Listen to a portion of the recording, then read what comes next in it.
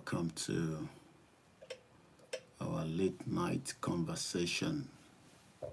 Mo kí gbogbo wa pé a tún kábọ̀ sórí ìkànnì wa tí a mọ̀ sí Koikimedia, níbi tí a ti ń ṣàlàyé fún ọ̀pọ̀lọpọ̀ àwọn èèyàn wa ìdí tí a ṣe ń sọ pé a fẹ́ exit Nàìjíríà. Mo kí gbogbo wa pé ṣé dáadáa ni a tún láǹfààní àti ríra wa.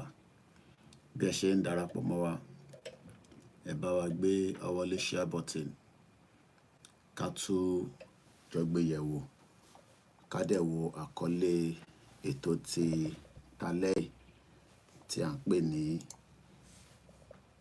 If we do not act now. Tí a bá gbé ìgbésẹ̀ nínú ìrìn àjò tí a gbé dání, ó ṣeé ṣe pé another 50 years tí wọ́n ń sọ yẹn òun la máa lò nínú Nàìjíríà. But tá a bá fẹ́ kí 50 years yẹn kó ṣẹlẹ̀, a gbọ́dọ̀ gbé gbogbo ìgbésẹ̀ tó yẹ ká gbé gẹ́gẹ́ bí akọni ọmọ Yorùbá láti lè tètè kúrò nínú Nàìjíríà. But tá a bá ti ṣe yẹn, kí gbogbo wa lọ múra fún 50 years more in Nigeria. Mo kí gbogbo wa. Good evening and welcome. It is 17th of the month of November 2024. Ìkànnì Koikimedia òun náà lẹ́wà yìí. Koikimedia, we bringing the world closer to your doorstep.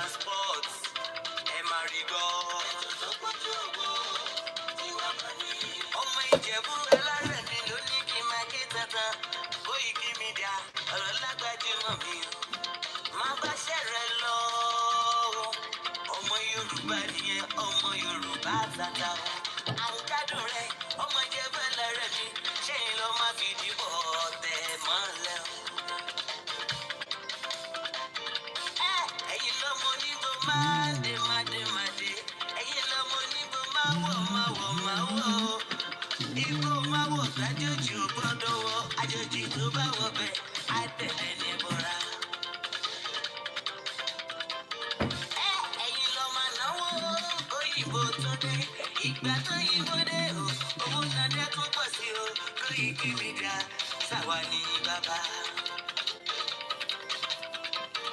Koikimedia, àwọn ni bàbá. Koikimedia, àwọn ni bàbá. Àdáńtọ́, àtúnpèrè gidi. Koikimedia, àwọn ni bàbá. Àwa là ń gbẹ́tò lárugẹ jẹ́ ká jọgbọ́ o. Koikimedia, àwọn ni bàbá. Àtúnjà fẹ́tọ̀ ilẹ̀ wa, fẹ́tọ̀ ilẹ̀ Yorùbá. Koikimedia, àwọn ni bàbá. Ọmọ Òdùwà ni wá o, tọkàntọkàn. Koikimedia, àwọn ni bàbá. Ikú tí ó ṣe mí lébi òsì, àdìmú bàbá iyọ̀. Koikimedia, àwọn ni bàbá. We bring you one closer to your doorstep. Koikimedia, àwọn ni bàbá. Afẹ́fẹ́ tó fẹ́ òòdùn kan jòkó lára ni. Koikimedia, àwọn ni bàbá. Àpèrè ìdè Olódùmarè ló fún wa sí. Koikimedia, àwọn ni bàbá. Gbogbo ayé ẹ gbọ́, àwa ni bàbá o. Koikimedia, àwọn ni bàbá. Ẹ máa bọ̀ wá ẹgbẹ́ polówó ọjà yín wá o. Koikimedia, àwọn ni bàbá. Òdúdú alágbèdá ní òtítọ́ lágbèdá ní. Koikimedia, àwọn ni bàbá. A kì í sọ̀dálẹ̀, a kì í sódìkẹta. Koikimedia, àwọn ni bàbá. Àdúró tán, àtúnpèrè gèdè. Koikimedia, àwọn ni bàbá. Koikimedia, we bring you one closer to your doorstep. Àwọn ni bàbá. Koikimedia is around to give us latest. Is around to give us latest. Ladies and gentlemen, ẹ mú kálẹ̀ sílẹ̀, ẹgbẹ́ tí ẹ gbọ́ ètò tó kojú gbogbo. Ladies and gentlemen, ẹ mú kálẹ̀ sílẹ̀, ẹgbẹ́ tí ẹ gbọ́ ètò tó kojú gbogbo. Koikimedia is around to give us latest. lẹ́ǹkan sí mo kí gbogbo wa pé ẹ káàbọ̀ sórí ìkànnì wa tí a mọ̀ sí Koikimedia. Mo kí wa pé ẹ kálẹ́, ẹ káàárọ̀ ní gbogbo ibikíbi tí ẹ bá ti ń darapọ̀ mọ́ wa. Mo kí wa pé ṣe dáadáa ni mo tún láǹfààní àti bá wa. Ẹni tí à ń sọ̀rọ̀ lé lórí òun náà ṣe ni lórí ọ̀rọ̀ ìrìn àjò Yorùbá Nation àti pé kí ni ẹni tí à ń sọ lórí ẹ̀. Òun ni pé tí a bá gbégbésẹ̀ nísìn, á pẹ́ díẹ̀ ká tó kúrò nínú Nàìjíríà. Tí a bá dẹ̀ sọ pé a ní gbégbésẹ̀, ìrìn àjò Yorùbá Nation á wà nínú Nàìjíríà fún 50 years bí Britain ṣe ń sọ. Ǹjẹ́ a fẹ́ gbégbésẹ̀ àbá ní gbégbésẹ̀, ọwọ́ àwa ló kù sí nísìn, kò sí lọ́wọ́ ẹnì kankan mọ́. Mo ń bọ̀, mo ti dé.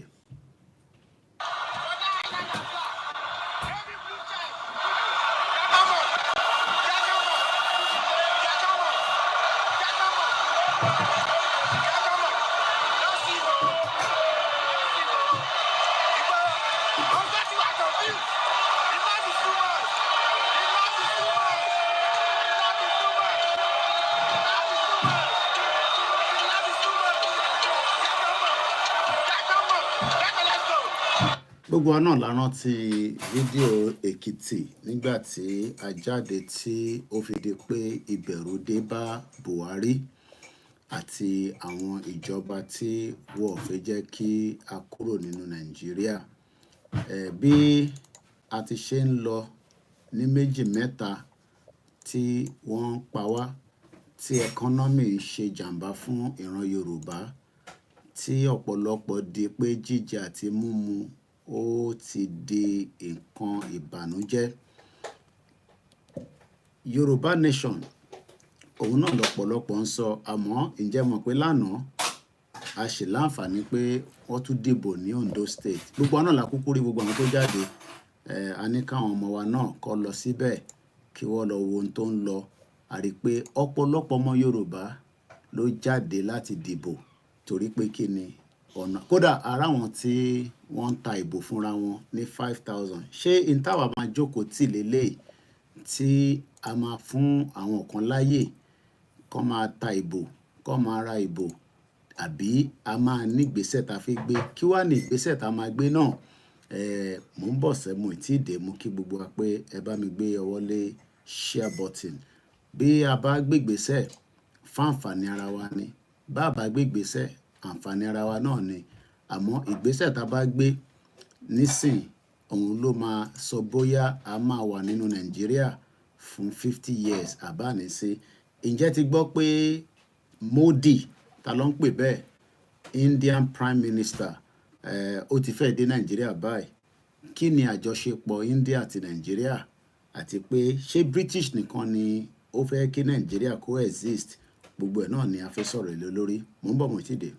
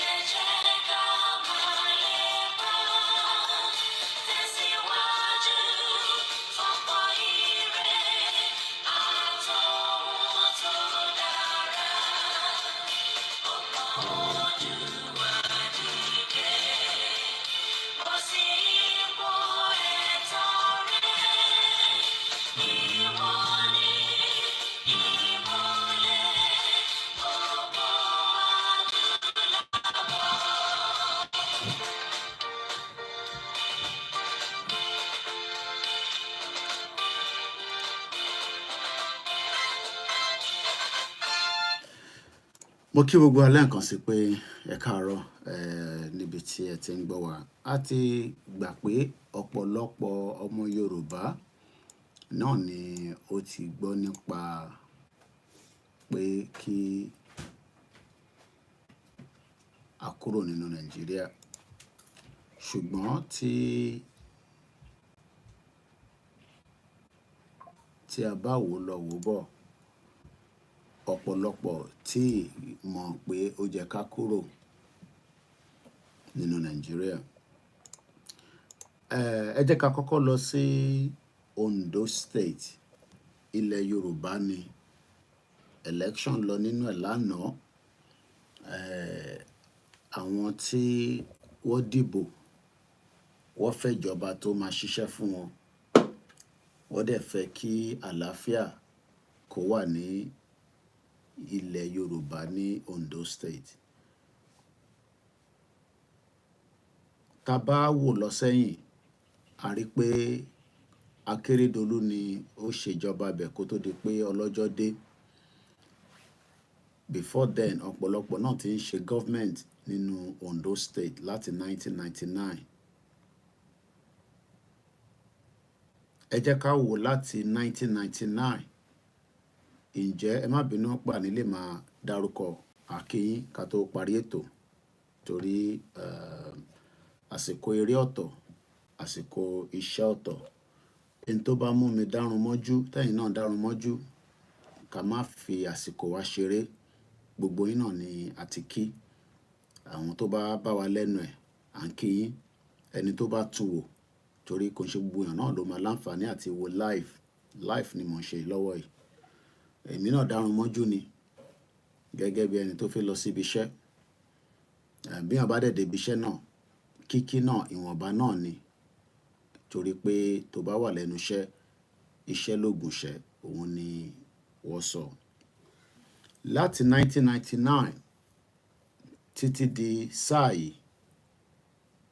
ǹjẹ́ a rí nǹkan kan tí a lè fi tọ́ka sí pé Ondo State tó ṣe election lánàá, ǹjẹ́ àyípadà wà fáwọn èèyàn wa? Depending on what you're looking at, depending on what you're seeing, ó ṣeé ṣe káwọn kan sọ pé ọ̀pọ̀lọpọ̀ changes ti wà, at least sí nínú ìjọba military mọ́, which is also, an excuse.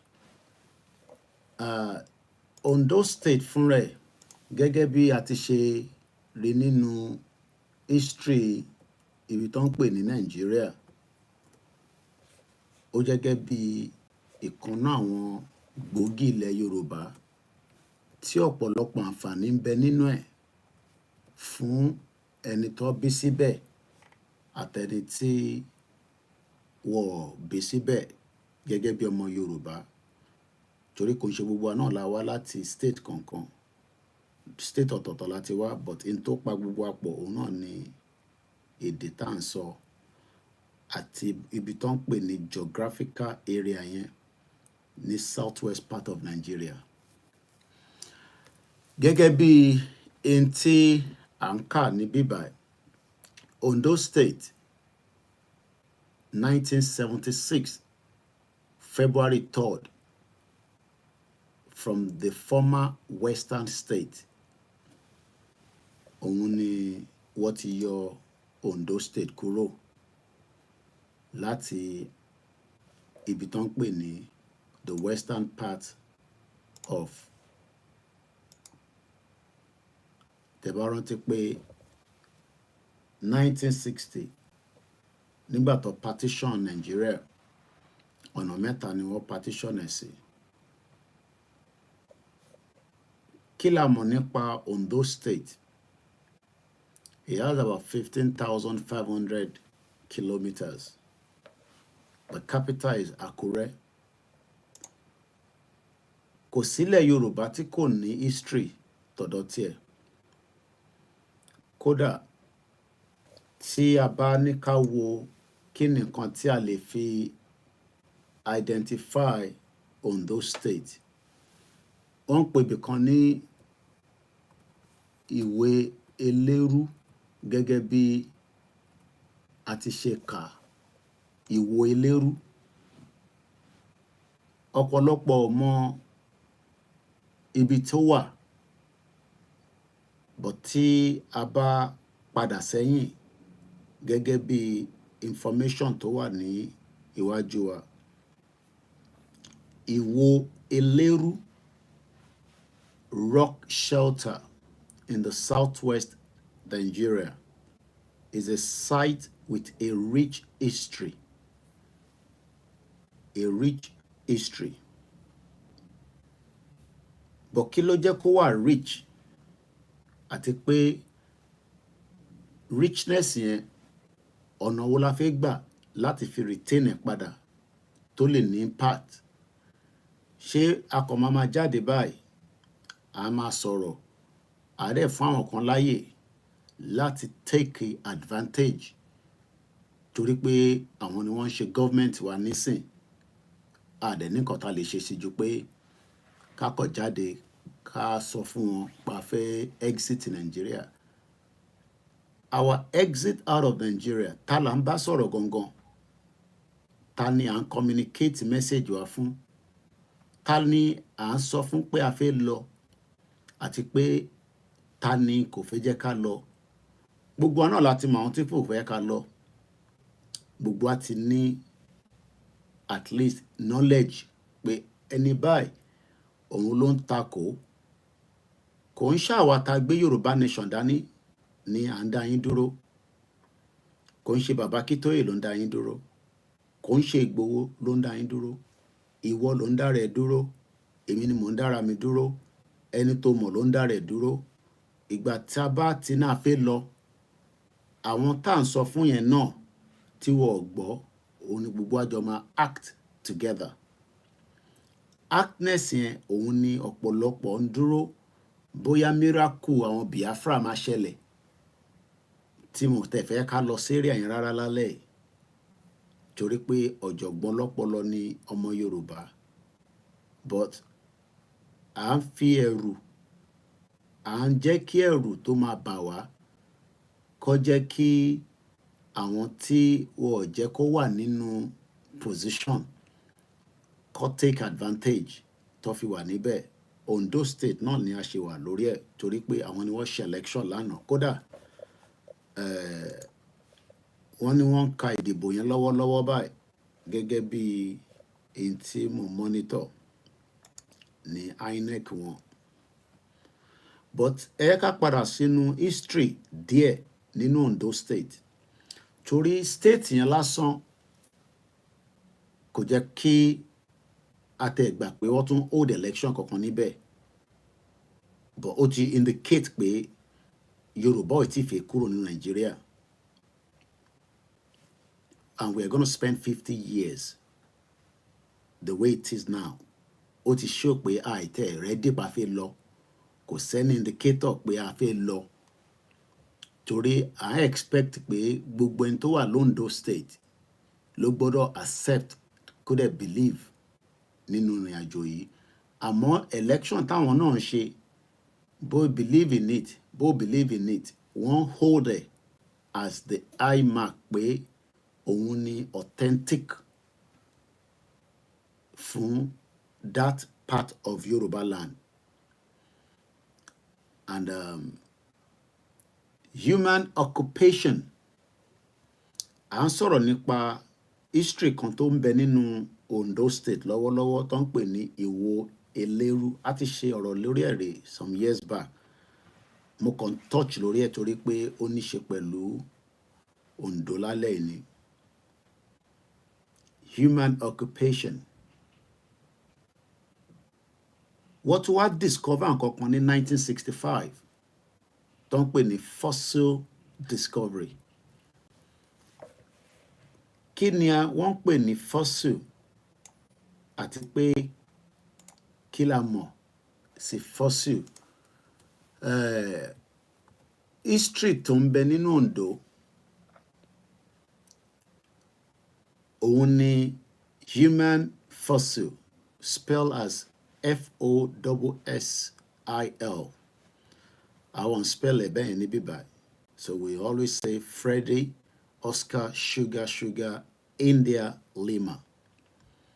Fossil humans are the prehistorical skeletal remains of humans and their ancestors that are older than the Neolithic period, which is roughly about 10,000 years ago. So ní Ondo State yẹn nísìn tí a kàn accept in tí wọ́n ń ṣe lé wa lórí torí pé à ń dúró nínú media báyìí pé kí Koiki sọ fún yín kẹ́ lọ act. Nígbà tí kò ń ṣe pé Koiki nìkan ni ó jọmọ Yorùbá. À ń dúró kí Ìgbòho sọ fún wa pé ká lọ act. Kódà à ń dúró kí bàbá Kítóyè sọ fún wa pé ká lọ act. Mo láǹfààní àti bá bàbá sọ̀rọ̀ lánàá. But it's always a private conversation. And it's a privilege. Kódà wọ́n tẹ̀ lọ pè mí. He wanted to find one or two information of me. And each time tí bàbá yẹn bá pè mí, it's the same thing tó ń sọ níta náà ni mo máa ń sọ fún wọn pé Yorùbá nation, our exit point, how is it going to happen? The same thing tẹ́yìn bí mi náà lèmi náà máa ń bí wọn. Diplomacy, which is the greatest part of anything in life. Diplomacy. But also, he accepted that there will be crisis. Kó tó di pé anybody máa gbọ́ wa. Now, the question is, are we waiting for him to give orders for us to push out? Is the question that many of you probably want to know. Àbí a kò máa dúró nígbà tí wọ́n bá ṣe government 4 years tó ń ṣe lọ́wọ́lọ́wọ́ nísìnyí, because whatever it is now, Ondo State, as we're talking, that has an history about us that I might mention nísìnyí. An history that ìyẹn nìkan tó láti fi hold the Ondo State to bondage. Just like I always talk about Ogun State. The fossil humans tí wọ́n rí ní agbègbè kan ní 1965. Ó show pé àwa tá à ń sọ̀rọ̀ pa fẹ́ dá dúró yìí. Trump ò ní fún yín ní Yorùbá nation. Britain ò ní fún wa ní Yorùbá nation. India tí I'm told now that Modi is currently in Nigeria. A máa sọ̀rọ̀ lé lórí in a minute. None of these countries around the world, I love to show you the map. Kódà, the closest ally to Jomo other countries, I'm talking about any government in Africa, I don't have any, Tibatem, I don't have to tell you because I know that they're speaking to countries around the world. But one thing you need to understand is that none of them is going to come to your aid. No countries around the world will come to your aid tí ẹ̀yin tí ẹ jẹ́ ọmọ ìlú yẹn tẹ́ fi exit tẹ́ bá gbé ìgbésẹ̀. It does not matter how brilliant our analyses are. It does not matter how many shows we do in a day. It does not matter how many headlines you're reading. It does not matter how many people that believe or do not believe. It does not matter how many people. What matter is, when do we push out? But that is the question that you want to know, and you have an answer to that, because gbogbo ala mọ̀ pé tá a bá push out, we will be in Nigeria for 50 years. And it is very easy. Let me tell you how that is going to happen. Because we are still giving the room to the same obstacle. The only obstacle T. Ashin Grant is the election operation in Yoruba land. So let's look at it this way. All they need more for us to remain in Nigeria, I'm talking about àwọn olóṣèlú. I'm speaking in English and Yoruba now, okay? So, because kí n lè balance ọ̀rọ̀ yẹn. Ìtàn need nísìn for us to exist for the next 50 years, Timon. So, and please don't say, could it possible? 50 years. I have lived in this country for 25 years. And I've changed. I know how I got here in terms of my look. Nigeria, okay? So I'm not one of those people that were hungry. Nigeria. I'm proud to always say that. Yes, Musakuro Nigeria, but Jemi, because I was born with a silver spoon, and I'm proud to say that any day, anytime. Most of Elomi, Iyati Jeda Dapa, Elomi Yayeti Holojue, Kotokuro Nigeria. I am not one of those. Loto, the future that my mom saw is the reason why she's enjoying a pension age today in the UK. And while I am here as well with my family, and I'm still doing my best to make sure that my family that I still have in Nigeria, you know, I know how I'm looking after them. And I'll continue to do so because I can afford it. I can afford it. If I feel we only need 3 bags of rice, I will send the money to them and they will buy it. And I don't want my family to suffer. And that's exactly what we have done in 25 years. Koda, brother, I may concern message to me to your family. Me only the, I think, multivitamins, 100,000. I'll send that to him hopefully tomorrow. I will send the 100,000. It's a chicken change to me.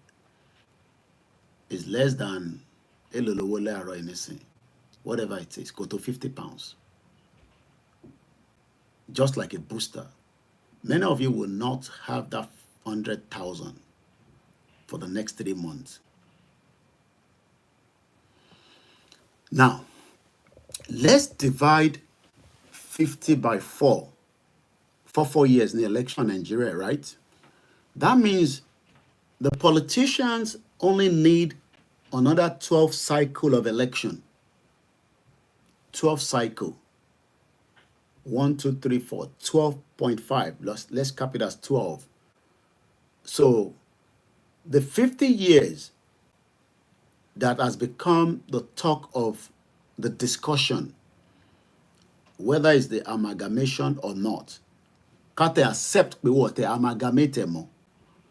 But the 50 years itself will run if election continue every 4 years. That means we're going to need 12 cycle. At what point do we stop that cycle? At what point ni a fẹ́ stop pé kò ní Kate accept pé Ondo State is out of the option now. They've done an election. We can't stop that anymore. An election has been done in Ondo State. And the only thing we can do now is whoever wins the election, maybe we can continue to talk to them and they will probably listen or they will not. I don't know. And that is part of what we called diplomacy. The same way we gave Aketi while he was in power, because our campaign started before he died. And at the end of the day, he died. He didn't even talk about it. He didn't even bother. That shows that, they were not interested.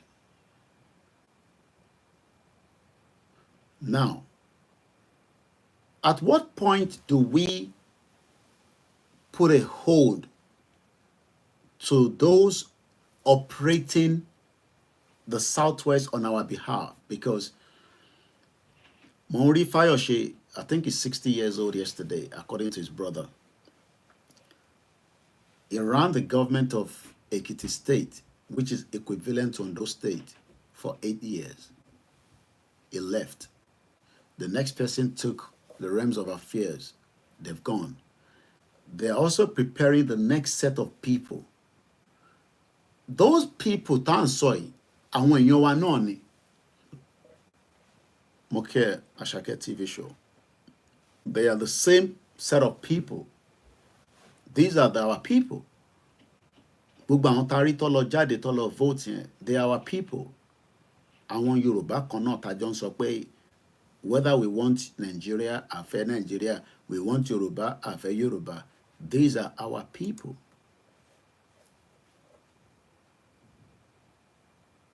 These are our people.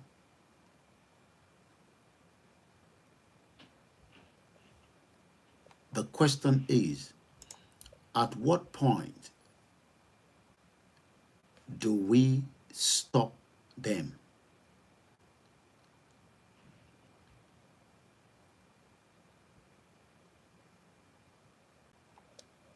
At what point do we stop them? Do we stop them now, or we give them another 12-year cycle?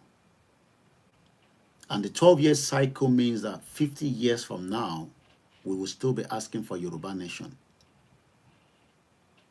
And some of us will not have the strength that we have today. Some of you will still have the strength, but somebody like me will not have that strength anymore.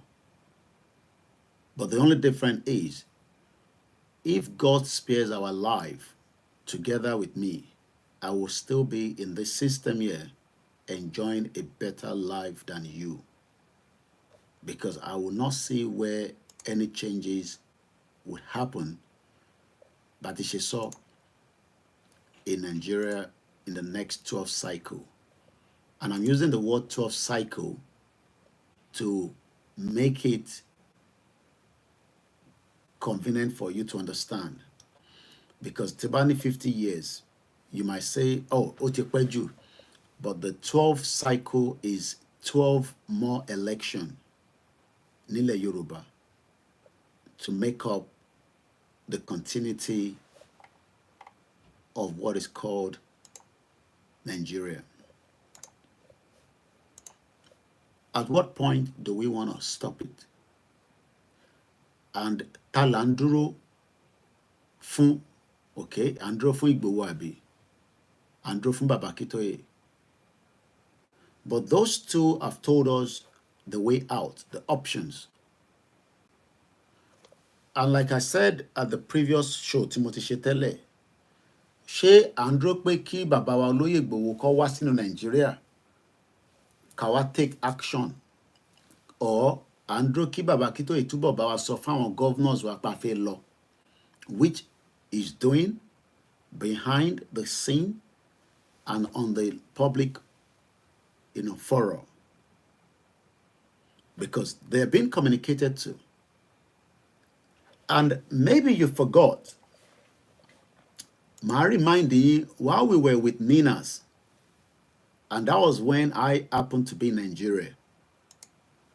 Talonot Ninas. We had this with Tony Inandi, the Ninas. And Tabaroti nígbà yẹn, that the Yoruba people gave our governors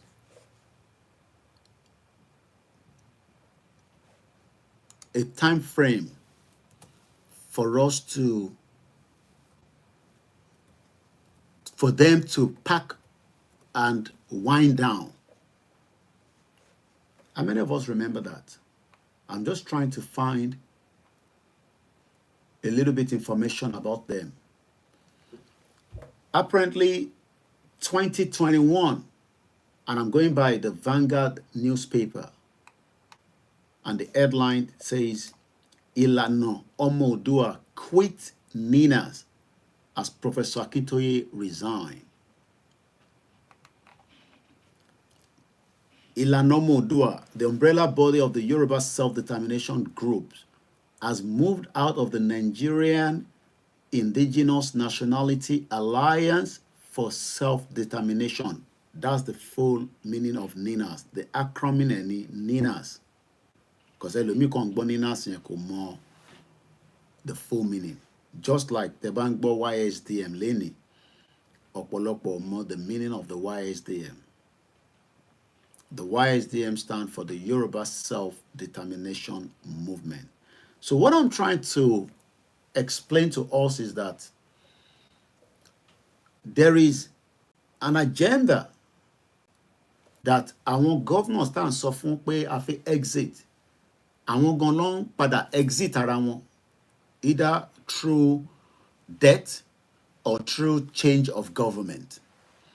Because whether we like it or not, Sanwo-Olu, as another case study in Lagos State, is finally winding down after going to complete his 8 years.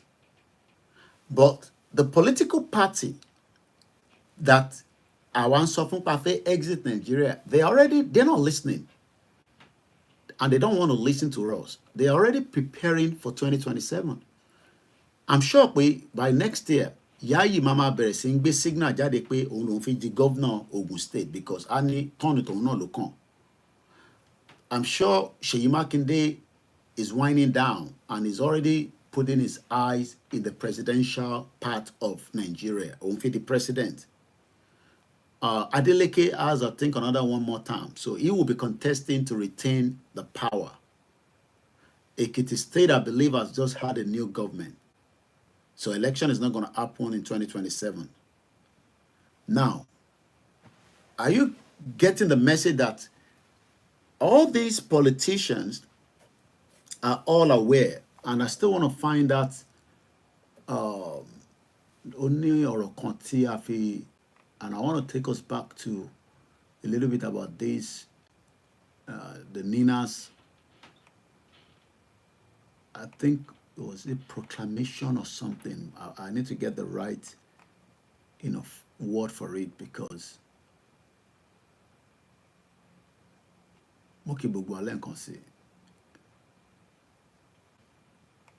there's been a lot of communication to our governors. And I'm taking us back to the Ninas because I was privileged to be in Nigeria when they had these 90 days something, I'm trying to find out the right word. It's been a while now. If I don't find it now, but I'll pick it up as time goes. So we gave them in 90 days to wind down the government so that we can then discuss. But as usual, they didn't even bother. They didn't bother. Whether Ninas was good or bad is not the issue. That's not the point I'm talking about. My point is that we have been talking, we have been communicating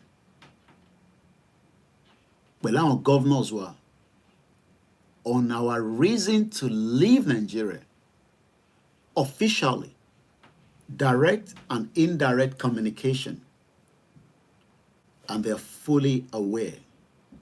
But are they fully prepared to give you that self-determination?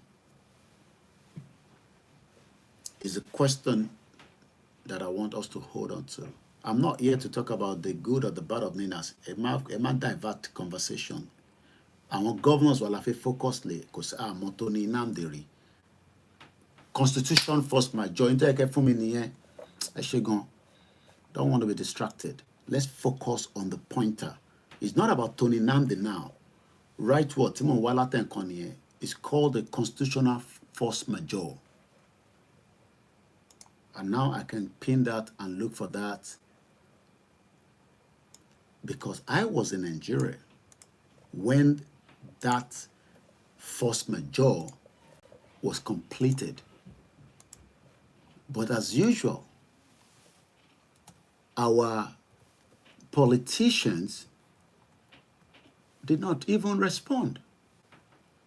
Kí lẹ rò pé wọ́n ṣe respond sí wa? And I want to bring that constitutional force majeure up in a minute. Constitutional force majeure, Nigeria. Because this was like a pointer, and I think the constitutional force majeure. I'm going back to, I want to see if I can pick it from any of the newspaper. Okay. Let's go back to again Vanguard. No. Let's go back to Vanguard again. August 2021. This was before the election. I thank so much Safety Domain for reminding me about the constitutional force majeure. That's the right word I was looking for. If we all remember that we are not talking about who or those surrounding Ninas. Our message was to the governors of the state. And if our governors are listening to us, the bulk of the job I am doing here would have been very easy. Number one, they will give room for us to allow our people to listen to us without any hindrance or any kind of scared mongery that I played with the people that want to be free. It would have been very easy. We would have been able to move from towns, villages, cities, and make our campaign clearly to our people. So let's read a bit about this force majeure, because that itself was a clear evidence that there was a communication with our governors. Because I was in Nigeria in 2021. I got to Nigeria in January. And this was 2 years before an election. And after this, we are still having another election, which was yesterday in Ondo State.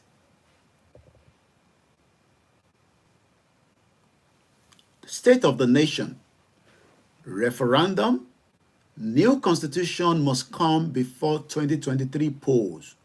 NINAS. I've given you the full acronym of NINAS.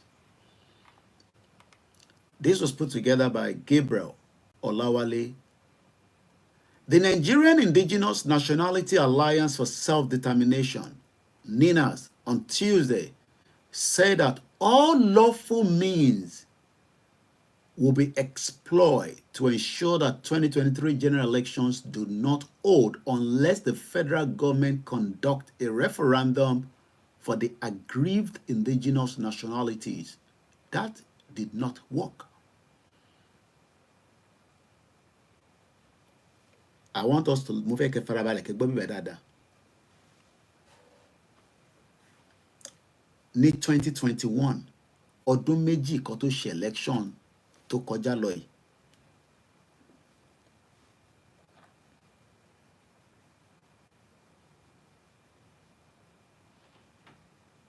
Lawful. Lawful means, yes, you're right. It was a documented grievances expressed by various individuals. Kò ń ṣe Yorùbá nìkan ló wà nínú ẹ̀. But point at tèmi fẹ́ káwa mú náà ni pé there was a communication to our own representative nísàlẹ̀ ní Southwest, and Baba Akintoye was our leader that was part of the Ninas until he resigned in August 2021. I was in Nigeria to witness the deadline. Koda, the deadline should have happened in March, but there was some argument that they needed extra 30 days. And that 30 days left to April, the end of April.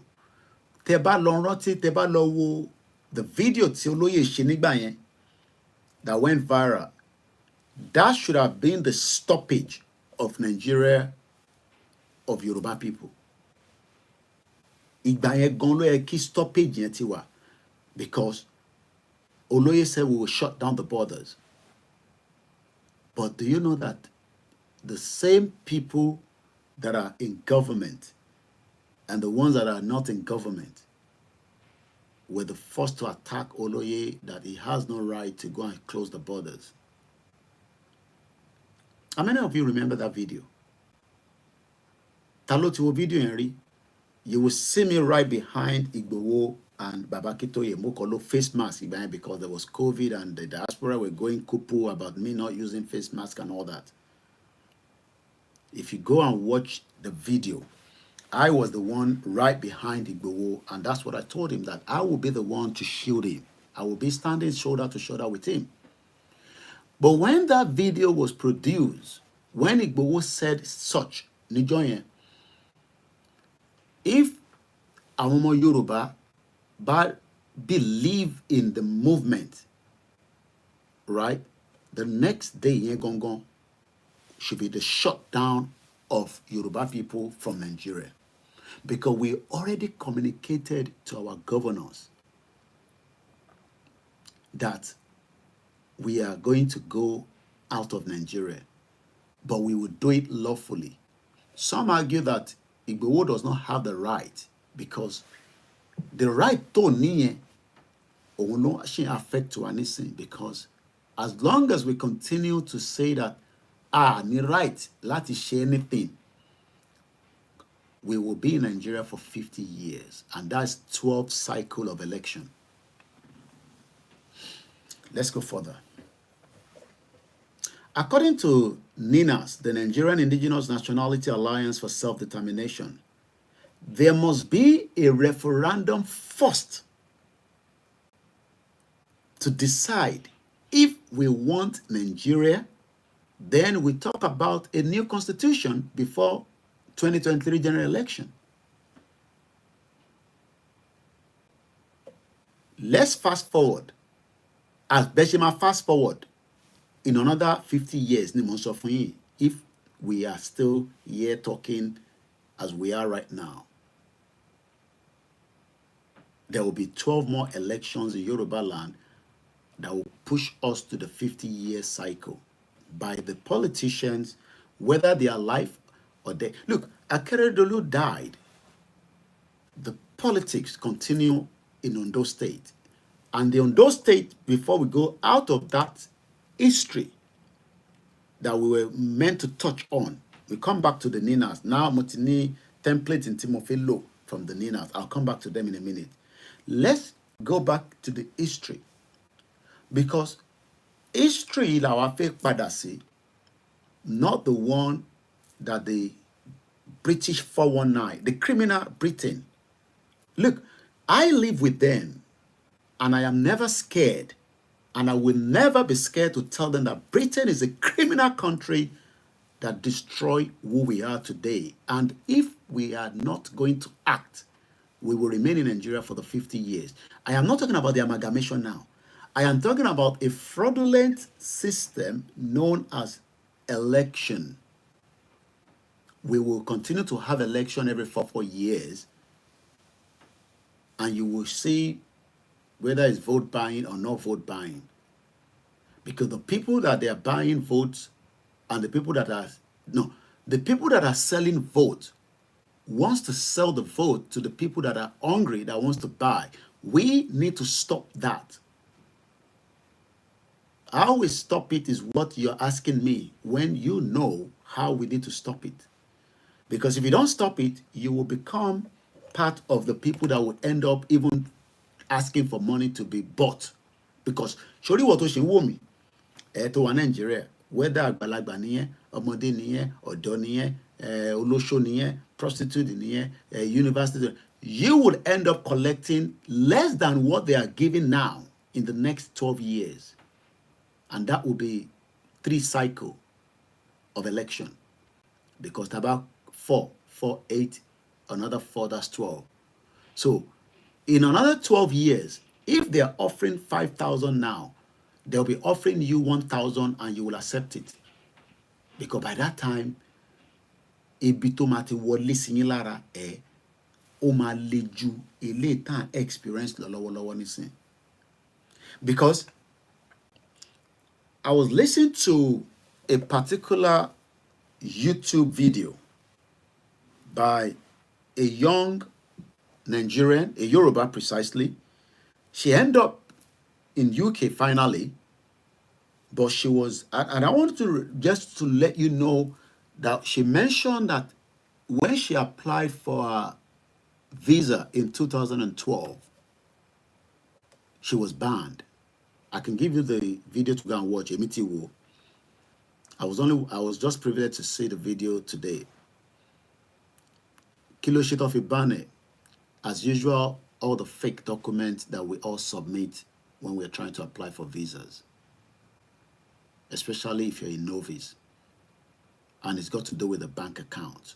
I don't want to go into the area because my platform is well monitored by a lot of different agencies. So when it comes to area, I don't want to give too much out.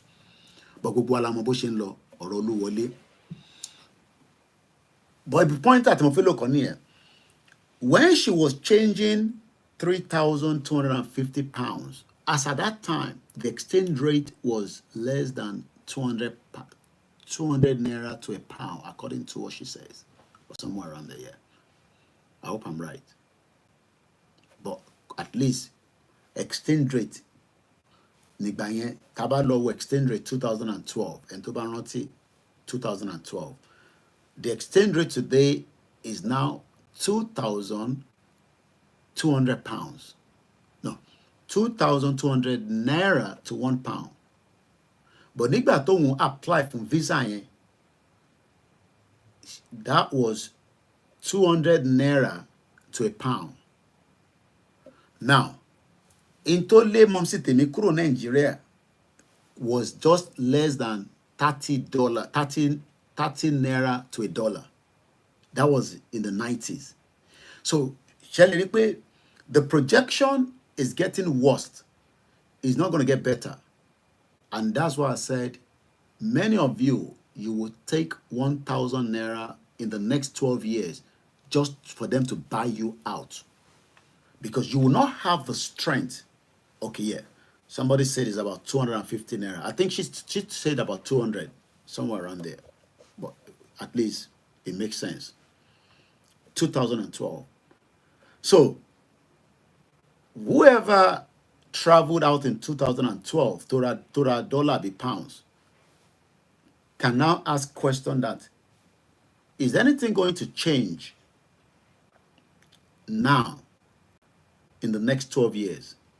I'm not talking about 50 years now. I'm just capping it to 12 years. And that 12 years means that 3 cycles of elections. One is coming again in 2027. I'm not here to tell you that there's not going to be election. That is your own problem, not my problem. Because I don't live in Nigeria. But I am working to make sure that we stop that election by campaigning awareness, but not for me to say, go this election. I'm not going to tell you there's not going to be election, because there will be election, because people want to have election. They want to collect the 5,000 naira, and then they'll come back and say they don't have good medical, they don't have good health care, they don't have good education, good security. And I wonder why the king, and people are excited. I'm not excited about it. He's building a place that people cannot even live in there, in the surroundings, because Ooni of Ife have just built a park that there's no security in that state. Because Ekiti State, Toloko Kiniesi, is prone to the Fulani's attack frequently on a daily basis. So they are building when there's no security. Ooni should be talking about how we exit Nigeria and we can protect the borders to start with, not building a Georgia park. I'm not interested in that park because it's a waste of time. I'm sorry to say. Share intention build Sino Southwest with the current state of things. Some of you will never live in that place. Ooni fúnra rẹ̀ gan lè gbé nínú park yẹn every day. I dare him to live there every day if he will not be attacked by the same Fulanis that we're talking about. Because I have told you 2 weeks ago, he needs to be very careful. But they will attack him. How soon is what I don't know.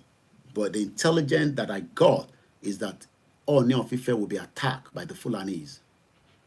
But it's possible. But I'm attack one. And I'm not one of your prophecy, okay? I am talking from intelligent now. Ilé ìṣòro orin ìran kankan náà, ìran ọ̀tọ̀. Ẹni tó ń ríran, ó ní nǹkan tó ń rí. Ẹni tí intelligent wá bá evidence ni. And don't ask me to give you that evidence. But Ooni is very likely. Bí UK ṣe wà. Sherry, the problem with Yoruba people is that tábà jókòó síbẹ̀ tá à ń sọ̀rọ̀ àwọn ọ̀rọ̀ báyìí. Ní báwo ló ṣe máa ṣẹlẹ̀? UK tí mò ń gbé is on substantial level. It is like, look, I can get a news right now, breaking news that they've attacked somewhere in any part of the UK because terrorists wants to attack us in this country. So, Kiwali Tiba sọ pé wọ́n máa attack Ooni. It's not because I hate him. I'm just giving him the warning. It's up to him to beef up his security and the spiritual aspect of it. But he will likely be attacked. That likely is likely. Just like UK, anytime we can get a breaking news that this country has been attacked again, just like it was. I pray not, but prayer because most of you are buffoons. You are idiots. You're thinking that your prayer means that people will not be killed. Many people have been killed. 1,500 people were killed in October. Are you prayerful more than them? No, you're stupid. Very stupid Yoruba people. Idiot all over the place. So you think that prayer at anything lo must stop for Fulani ma pa. Fulani fe pa now. Tí Fulani bá rí ẹ tó bá ṣe prayer gan wọ́n máa fìbọn fọ́ orí ẹ̀ dànù. I'm trying to be very calm with this program so that I can pass the message. Borí yín ò pé tá ń bá sọ̀rọ̀ nílé.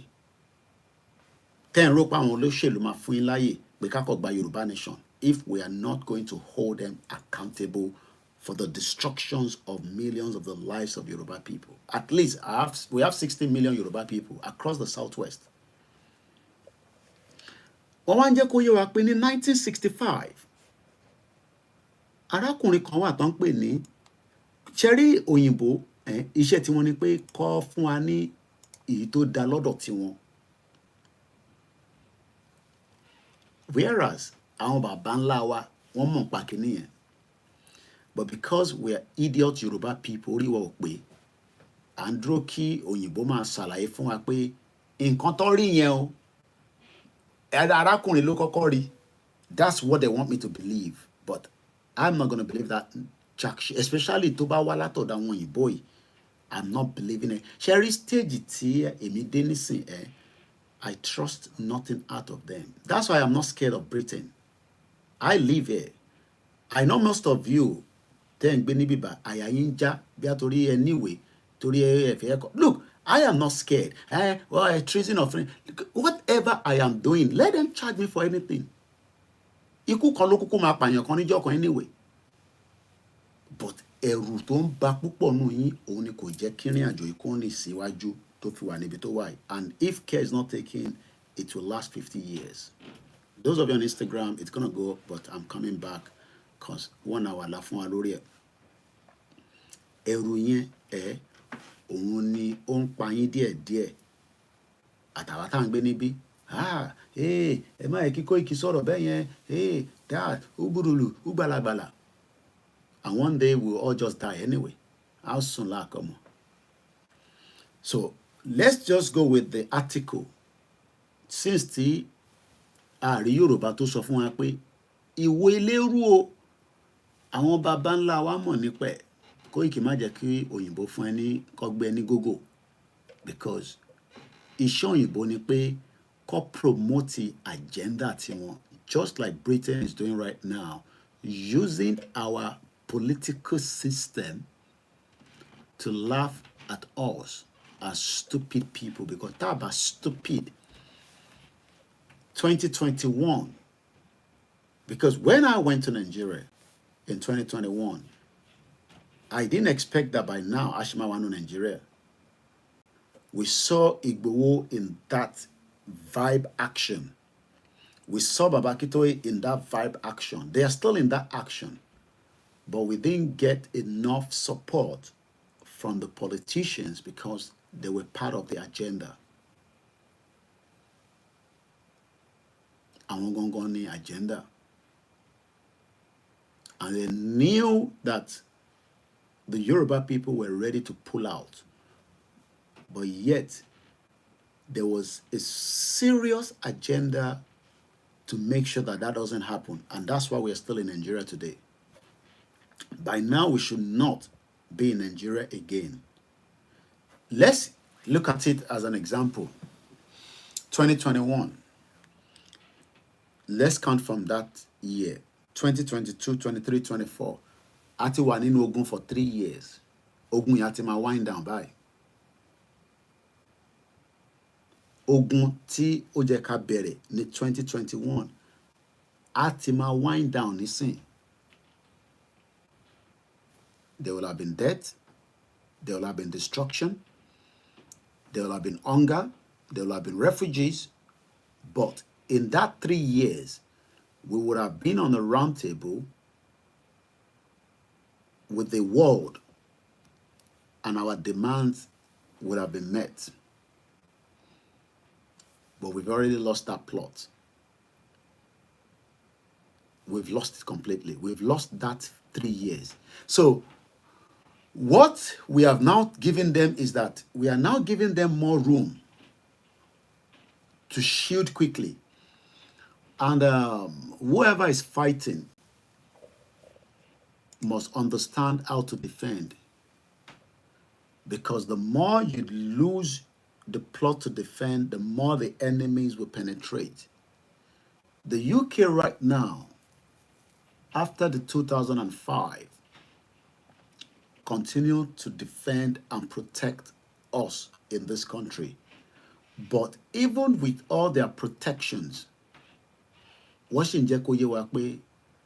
are still likely to be attacked by terrorists. And this is an advanced country. Tobani advanced, the oldest democracy, Koda America gone gbara wọn sílẹ̀ in 17 whatever they took their freedom. A country that how they were able to do all these things, Oye Elédùmarè. But what they did in 200 years, Koda, if I was an English person, inú mi á máa dùn pé a conquer gbogbo yín. Even though tó bá wá reverse padà sẹ́yìn, because it's an astonishment for me to read history now and realize that UK was so powerful that for 200 years, what they hold oríṣiríṣi ìlú, àwọn ìlú tó dẹ̀ hold yẹn, Nigeria dẹ̀ jẹ́ kan náà, dẹ̀ fi pull out. Does that make sense? Ṣé n tí mo sọ yẹn ṣó yé yín bẹ́ẹ̀ yẹn? The same set of ìlú tá à ń complain pé wọ́n ṣe dáadáa sílẹ̀ Yorùbá yìí tá à ń pè ní United Kingdom. We are still giving them the room to even breathe and tell us directly or indirectly that this is how things will be operating with partnership, strategic, and all these garbage that they're discussing. 1776, the US pulled out and got their freedom. 2075, the Yoruba will probably be getting ready to pull out as well. Mokia Tobi Milomo, good morning and welcome to the program. 2075, Yoruba Nama prepare, láti exit. Let's go back to Iweleru because there is something unique about Ondo State, Tashinsoro Ilori, that can give us everything to start a country. I was talking about Ogun State yesterday. No, I believe day before yesterday. We can also take Ondo as another state to prepare for the exit of the Yorubas. I think I was using the word hijack, and somebody called and said, Koiki, don't ever use the word hijack on your show. The Yoruba land belongs to us. And the word hijack is not the right word. We are taking what belongs to us. Gegebi awatiani. So the question now is, how do we take it back? How do we speak to Ayeta Tiwa, Shaida Tiwa, and the PDP? I don't know who's going to win the election. How do we convince them that we want Yoruba nation and we want to run the Yoruba country and have Ondo as part of it, and they're going to listen to us? How do we tell them? How do we communicate to Moki Yoruba Nation Lafayette TV? Moki Yoruba Lori Trema Bino. Those are our medias, and I have to greet my mom. But when to Kunani Mori, and I can see your comment. I could pick some of your comment so that you know that I can read it as well. So let's quickly pick one comment that is coming through, or 2 or 3 comments, then we'll continue the program. Dizzy Man says, China built a modern economy in 30 years. The Yoruba nation with a new blueprint can rebuild back a modern political economy capable of competing with advanced economy by 2045. That's 5 years before the 50 years.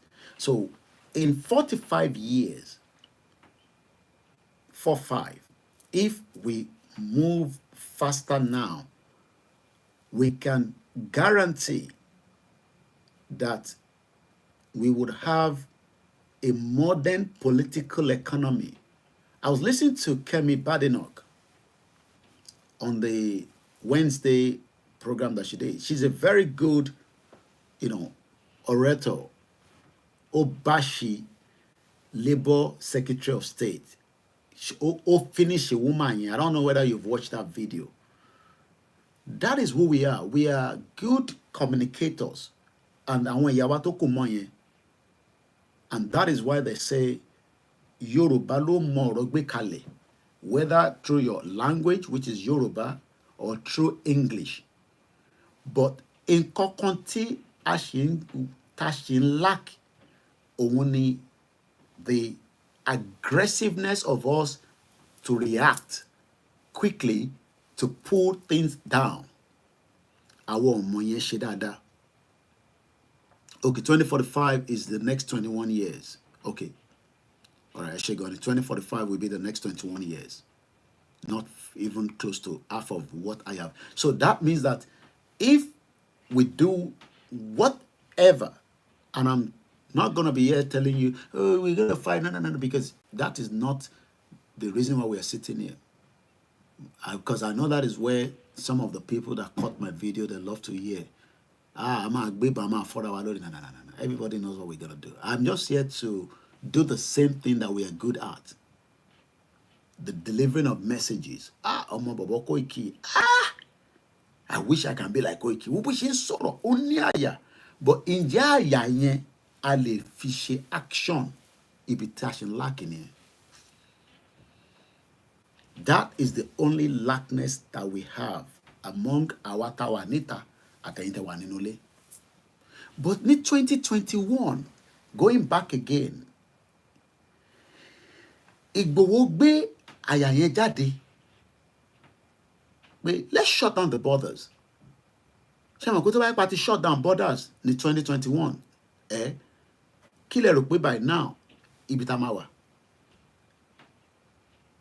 Ṣé mo pé wọ́n tẹ̀ ní láǹfààní àti lọ attack ẹ̀ nílé? Bó ṣe lọ attack ẹ̀ because Ìgbòho spoke in April. It took them May, June, July.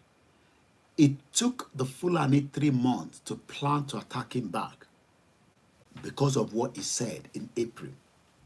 Because our Yoruba refused to back what Igboho said. We are the one that gave the Fulanis the opportunities láti lọ attack Igboho. Àwa la fún wọn láyè because of our stupidity. We can't come moroso. Come on, Nick Bisset afi gbélé lórí. And that's exactly what we are doing again this time. Barely 3 months. Tí olóyè sọ pé ká shut down borders ni wọ́n wá fi pa sílé. Wọ́n ò róhùn pa o.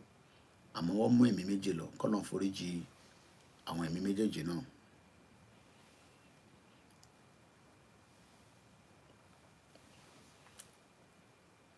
And we are running the same cycle again. Tí a bá continue by, we will last 50 years in Nigeria and nothing is going to happen. So 50 years, tá à ń gbọ́ tó ń sọ yẹn, it will come true. I pray not, but we are not reacting to stopping that.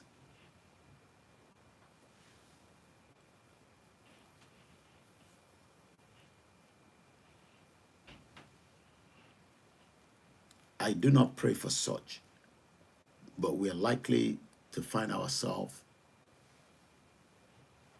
in it because we are given rooms, because the governors electing on those states will manage whatever the amount of budget tó bá gbélé lọ́wọ́ through the monthly fake allocation, the Federal Executive Council. And that means that àwọn ò ní ríru owó bẹ́ẹ̀ láti fi pull out, whereas àwọn máa ní owó lọ́wọ́ láti fi suppress gbogbo wa. Because whoever becomes the next governor of Ondo State for the next 4 years will have access to cash in large quantity. And those cash will continue to be used to suppress me and the rest of the Yoruba people in Ondo State and across the boundaries. Let's go back to Iweleru one more time. It's coming up to 1:28 a.m. Sunday, 17th of November, 2024. Koikimedia. Wọ́n arákùnrin kan tó ń pè ní Charles Thurston Shaw. Òun ni ó kúrò ní òyìnbó ni o. Ó ń rìnrìn gbèrè níbi tí ọmọ Yorùbá ti ń gbé, níbi tí ìran wa wà, níbi tí Ọlọ́run dá orí wa lé lórí, níbi tí gbogbo wa gbà pé ibẹ̀ gangan ni orísun wa. Èèyàn kan ṣẹ̀ wá dé ní 1965. Òun àti àwọn tíìmù ẹ̀, just like because David Lamini kọ́kọ́ ló travel on Nigeria. He went with a team of people. When we have brilliant Yoruba people that can tell me that Yoruba will have a better opportunity in 21 years, not even 25. In 21 years, we can transform the whole of Yoruba land that could have two of back but the same Yoruba people are pulling us behind because we want everybody. We want Bodo so that to exit so that come about sunkun sabo.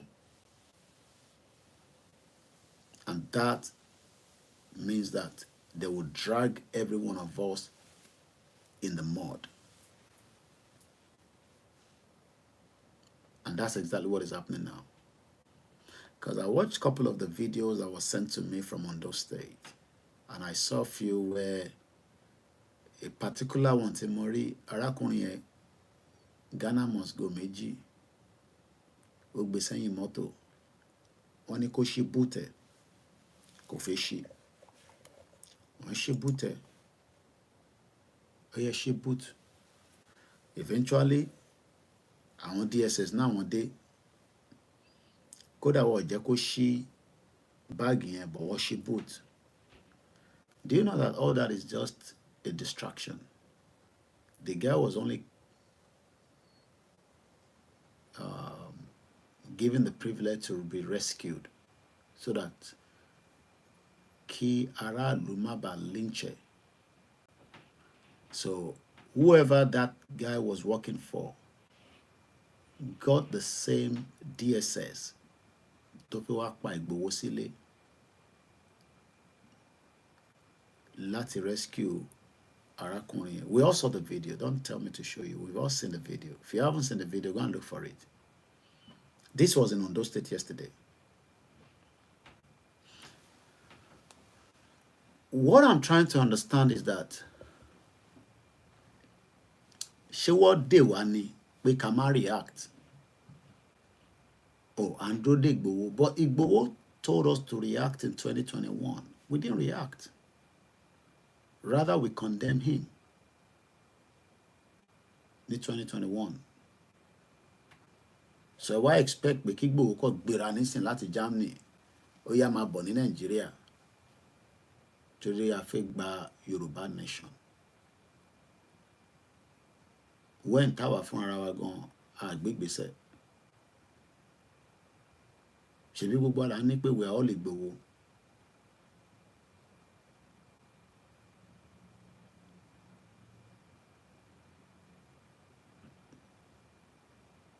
What are we scared of? That is still something that baffles me. Kí ni nǹkan tá à ń bẹ̀rù? Okay, àbímọ àfẹ́yẹ́ káwọn ọmọ wa kú. Àfẹ́ kú. Àyà wa ń já.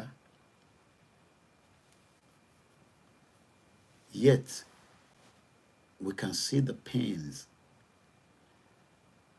Wọ́n ní UCH. Ó jẹ gbèsè. Wọ́n disconnect the whole hospital. Wọ́n disconnect nọ́nùbẹ̀. And that for us is not moving us. Do you know that people that are in that hospital that went there for a particular problem, they're likely to die?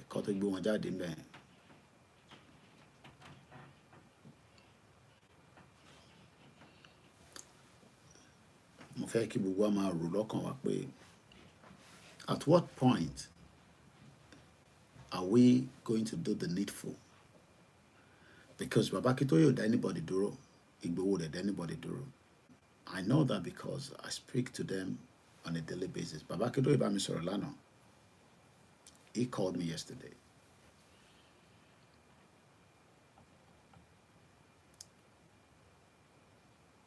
But definitely, Konshoju lásán, from my own looking at things. Let's move swiftly because of the time. Wọ́n ní arákùnrin tán pè ní Thurston Shaw came to Ondo State, or as at that time it was the Western region, kò tí sí Ondo State, because Ondo was only carved out in 1976, according to Bashegbo. Òun àti team ẹ̀.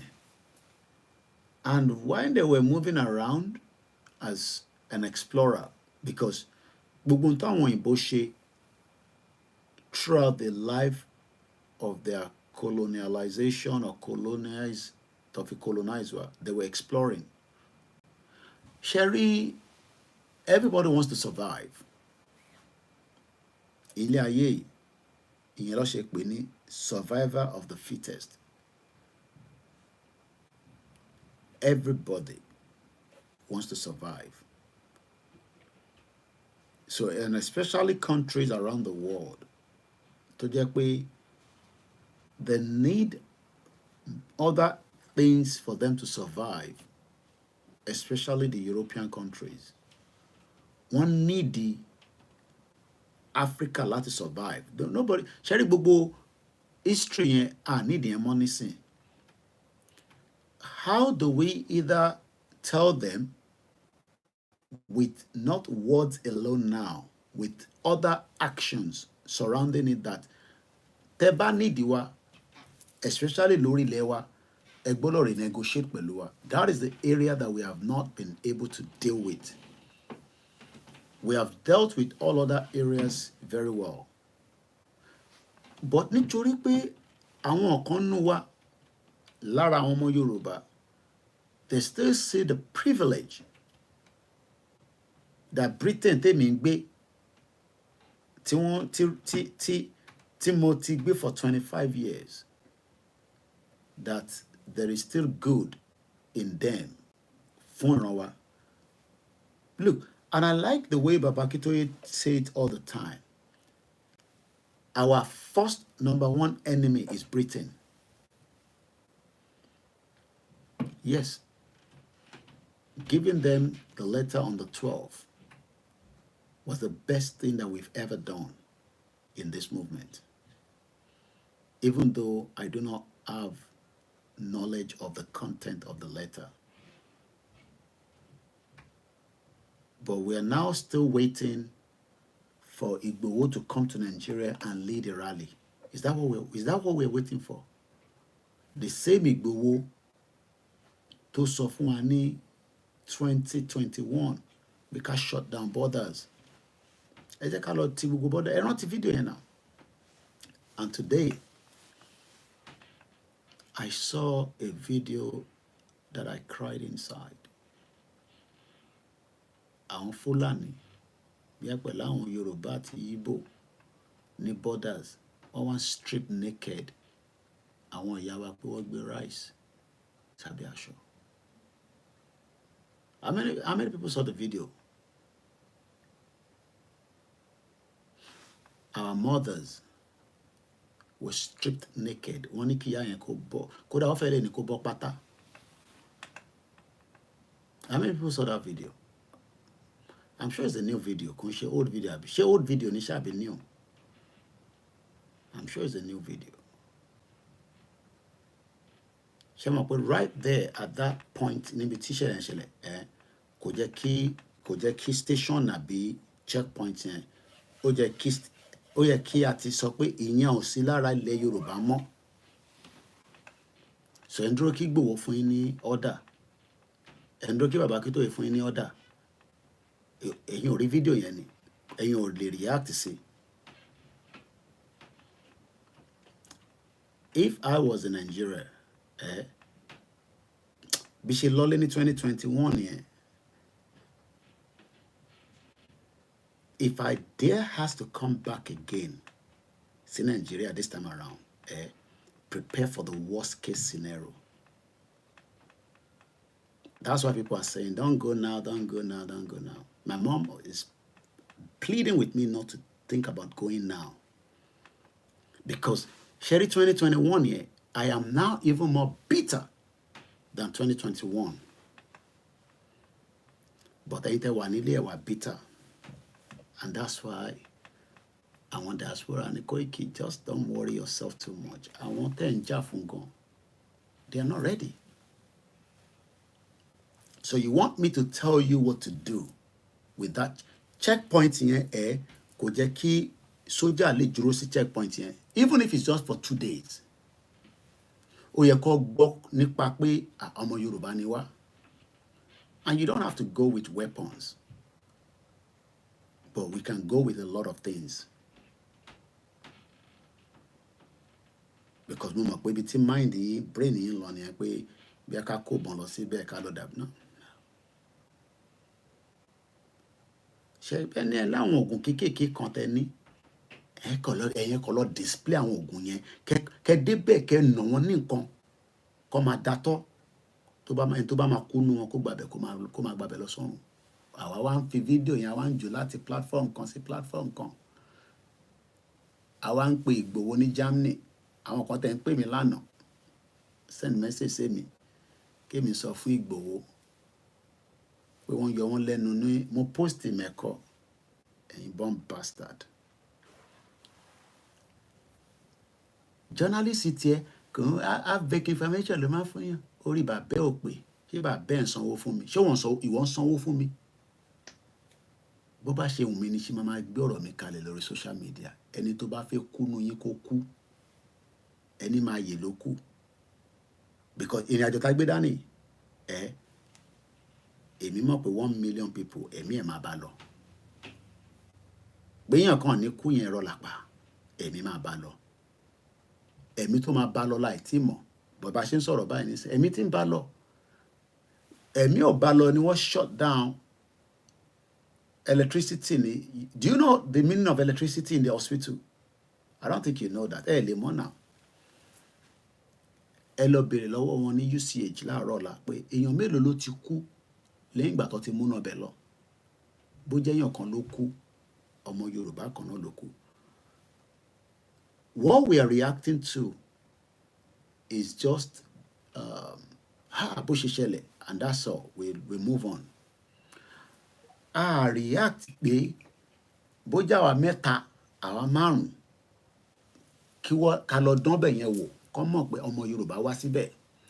Nígbà tá a bá dán bẹ̀ wò àwọn tó kù wá sọ fún wọn pé àwọn wèrè ọmọ Yorùbá kan wá o. Wọ́n náà rí fídíò tí wọ́n strip má tún strip ẹnì kankan naked. Do you know the billions of dollars owó tí Britain ń gbé jáde kúrò ní Nàìjíríà táwọn olórí burúkú DSS àti immigration tọ́ọ̀ṣì kankan sí? Do you know how many billions of dollars? And that would take me quickly to India. From this video, we're going to watch or listen to rather, because I'll watch it. Àwọn fi wá tajà, bàwa stupid, àwa fún wọn láyè. Okay, one is a new video, ẹ ṣé gan ni. So new video ni video yẹn. Ẹ jẹ́ ká gbọ́ bí Modi àti India fi ṣe. This is the visit of the India Prime Minister, tó ń pè ní Modi. Ó ti wà Nàìjíríà nísìn.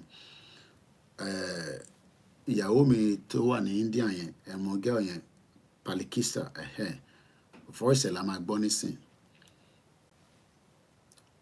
She's doing exactly what she believes is good for our people. I am doing exactly what I believe is good for Yoruba people. So gbogbo tó ń bá sọ, I am not against it. But àwa làwa stupid. Tá bá stupid, ó jẹ́ kí by now tó bá jẹ́ pa activate ní 2021, India máa wà lára àwọn tó ṣe máa bá wa sọ̀rọ̀ pé mọ̀ pé ẹ fẹ́ lọ. Tẹ́ sọ fún apá ẹ fẹ́ lọ. Nísìta tí màpá fẹ́ lọ yẹn. Káwa má ti bá Nàìjíríà ṣe business kankan mọ́ nísìn. Káwa bá ṣe máa yanjú ọ̀rọ̀ ẹ̀yin àti Nàìjíríà. Tẹ́yìn náà máa dá dúró, àjọ máa wá ṣòkòwò. Torí a ní epo tó pọ̀ ní Ondo State bí ṣe gbọ́. Kódà a ní epo tó pọ̀ ní Ogun State. India bought $10 billion of crude oil in 2021-22. A máa gbọ́ díẹ̀ nísìn lọ́dọ̀ mo kàn brief fún yín sílẹ̀ torí mi ti gbọ́ news yẹn. Wọ́n fi ṣe strategic partnership pẹ̀lú Nàìjíríà because àwa ṣì ń fún gbogbo ìlú láyè pé kó máa ṣe strategic partnership. tó bá fẹ́ ṣe strategic partnership pẹ̀lú Nigeria wọ́n ní right to do so. This program ends in 30 minutes. I don't want it to be more than 2 hours. Let's listen to it.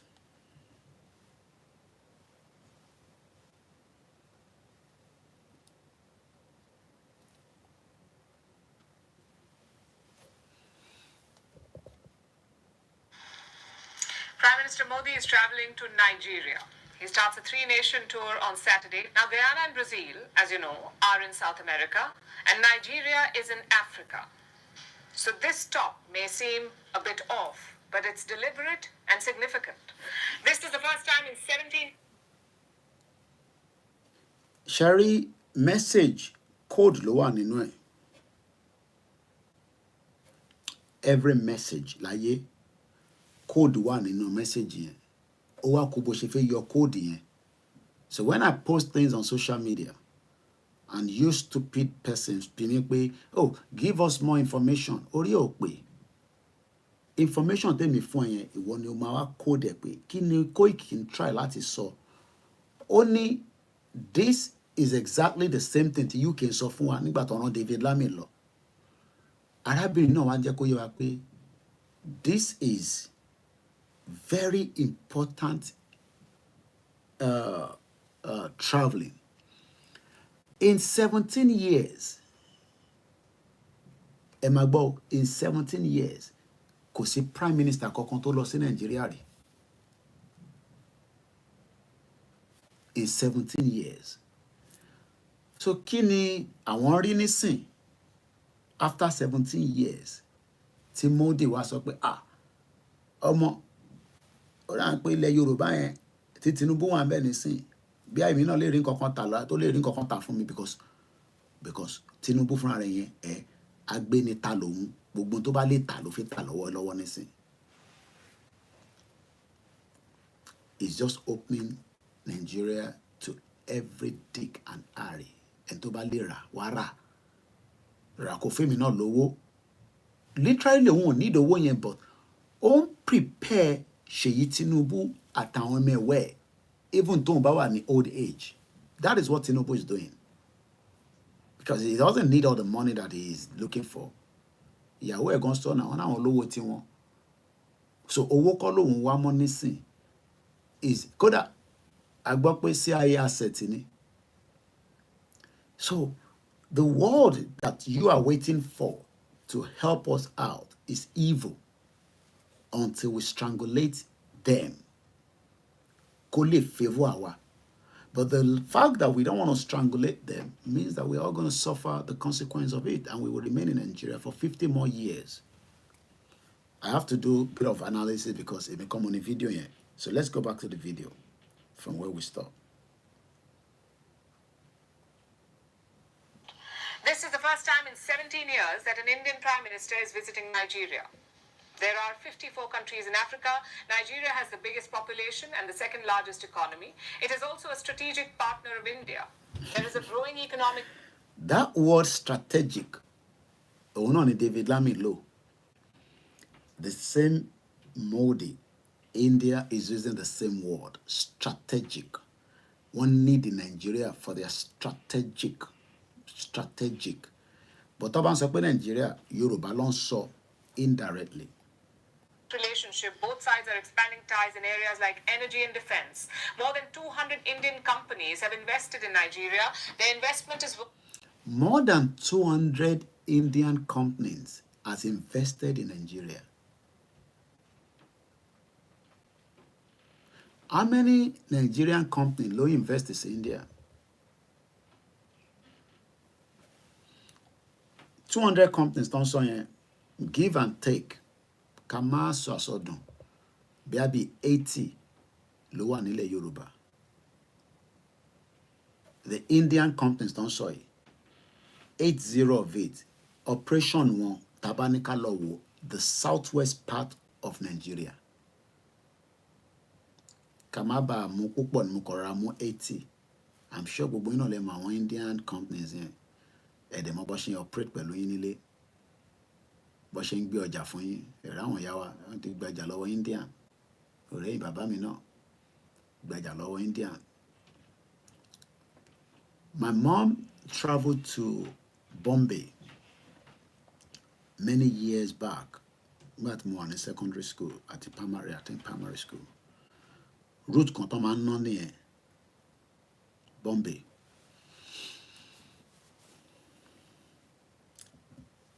Indian took themselves out of Britain mess 1983 precisely ni mọ̀ sí mi máa ń ná bẹ́ẹ̀ yẹn gan kò lè rí pé èmi máa sọ fún yín pé èmi ò ń ṣe ọmọ tí yà ń jẹ púpọ̀ mi yóò mọ̀ nípa travelling èmi ti ń gbọ́ pé wọ́n ń travel nínú ilé tiwa bẹ́ẹ̀ mi gbọ́njú mọ̀ ni. This same India a máa padà sórí fídíò yẹn. The projection is that the economy is buoyant. Reason tó dẹ̀ ṣe ń buoyant ni pé gbogbo ọ̀dọ́ wọn pátá they are well trained. Tó bá ní well trained in terms of education. Ṣé gbọ́ nísìnyí pé a ṣì máa gbọ́ débẹ̀ hopefully wọ́n ní epo but wọ́n ní tó ń pè ní human capacity which is what we need in the near future. We don't need the crude oil. What we need is ká train ara wa, kí government wa back wa, kó fún wa ní that training. Ká wá lọ ta training wa yẹn ká lọ ta síta as an asset. Gbogbo àwọn tech company tẹ́ ń rí lẹ́ni pátá ẹ lọ review wọn. There's an Indian indigene behind it. Google ni o, Microsoft ni o, anything tech, India ló wà níbẹ̀. Ẹ wo etí Tinubu tẹ̀yìn pọ́nlé, ẹ wo tó sọ àwọn ọmọ wa dì ní South West lẹ́ni. Ẹ wo ibi tí àwọn ọmọ Yorùbá wà. Indian is running a knowledge economy. Ẹ ṣe gan ni safety domain. So ìwọ tí mò ń polongo Yorùbá nation fún ṣé o mọ̀ pé knowledge yẹn asset ní fáwa torí tí ìjọba Yorùbá bá train ẹ dáadáa kó tó lè wá gbé ẹ kúrò nílẹ̀ Yorùbá pé wọ́n fi gbé ẹ lọ síta ò ní lọ fọ̀dí ò ní lọ fọbọ́ bẹ́ẹ̀ mi ṣe fọbọ́ for 20 years or yes kàtà sọ pé 15 because hotel ni mo ṣiṣẹ́ for over 15 years ò ní ṣe kitchen porter ò ní wá máa wá Uber níta wọ́n bí gọ́ọ̀mẹ̀ntì wa dà lọ́jọ́ iwájú wọ́n bí wọ́n dá ni mo sọ pé ọmọ Yorùbá ta train ta fi owó train a wá lọ wá Uber níta ní Amẹ́ríkà wọ́n bí gọ́ọ̀mẹ̀ntì náà dà kódà ogun kejì la fẹ́ gbédé bá àwọn nìyẹn àwọn gan ní dánwò. That is why China ní lọ́mọ Chinese tó ń wá Uber ní UK. Èèyàn mélòó lẹ́yìn nígbà tẹ́yìn tí ń lọ tẹ́yìn pé Uber Chinese mélòó lẹ́yìn rí nígbà tẹ́ pé Uber tó dé because government wọn rán wọn wá kọ́ wá gbóyìnbó ni but asset ni wọ́n gbọ́dọ̀ padà sílé tó bá padà sílé country tó bá wá nídìí wọn ó máa san owó tó pọ̀ láti wá gbé wọn kúrò ní China. That is the Yoruba nation tá à ń sọ ẹgbẹ́ ṣẹ́ni gbogbo ọ̀rọ̀ Fúlàní tẹ́ ń dárúkọ yẹn kékeré nìyẹn. Ẹ kò ṣe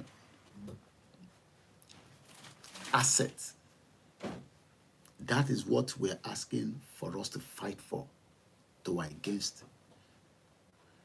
Ṣé àwọn government táwọn àrí lẹ́nìí tí wọ́n sọ fún ọmọ Yorùbá kó gbé owó sínú bag kó gbé lọ sí polling unit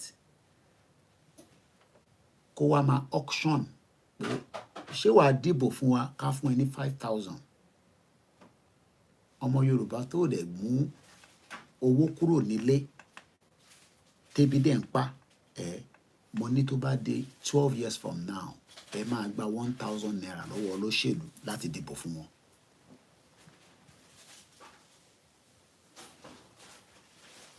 Ẹ máa gba kí ni mo sọ 1,000 naira. Kódà inú yín máa dùn láti gba 1,000 yẹn pé ẹ fún wa ní 1,000.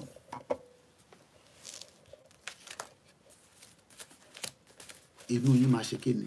Ẹ máa wà so excited pé kó fún yín ní 1,000 pé kẹ́ fi dìbò fún wọn.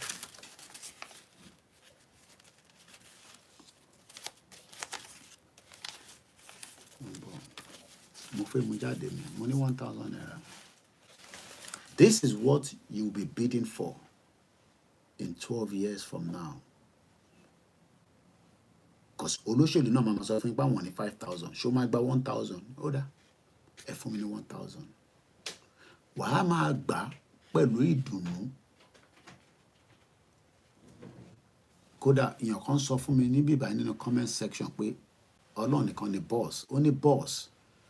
Some are even collecting recharge card.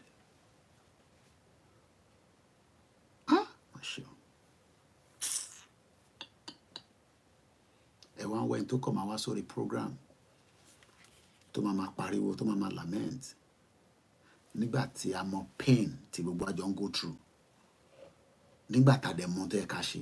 À ń dúró kí Ọọ̀ni fífẹ́ fún wa ní go ahead. Mo ń bèrè ni o. À ń dúró kí Awùjalẹ̀ sọ fún wa pé a gbọ́dọ̀ jáde nínú Nàìjíríà. À ń dúró fún Àkárìgbò. À ń dúró fáwọn ọba. Mo ń bèrè ni àbá ń dúró fún bàbá Afẹ́nifẹ́re méjèèjì. Àwọn bàbá tó jẹ́ pé they are at their final exit. Mo rí tán kọrin fún Básanjọ́ tó rí tán lórí ẹ̀ wú, ẹni tó yẹ kíyàn lagi mọ́ lórí. Ẹni tó yẹ kíyàn lagi mọ́ lórí. Bàbá wa Ọọ̀ni of Ifẹ̀, báwo lẹ ṣe ń ṣe báyìí? Sometimes I wonder, ṣé ọba nìyẹn àbí báwo? Torí ọba táwa máa ń gbọ́, King Charles ò ń lọ gbèrègbèrè bẹ́ẹ̀ ṣe ń jáde náà lọ báyìí. King Charles. N tó bá máa mú King Charles jáde nínú palace, there's a protocol. There's things that needs to be done. Ẹ̀yin lọ sí pàtí Bàbá Ìjẹ̀bú. Kódà afẹ́ lè máa rí yín nínú pàtí yẹn. Ṣe ni wọ́n lọ́ọ̀kì yín. Odindi ọba kábíyèsí.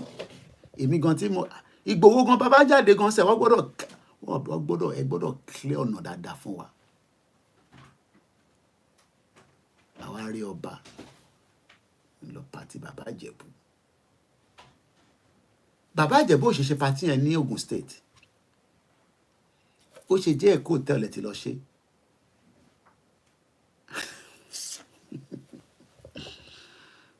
Má ṣe o.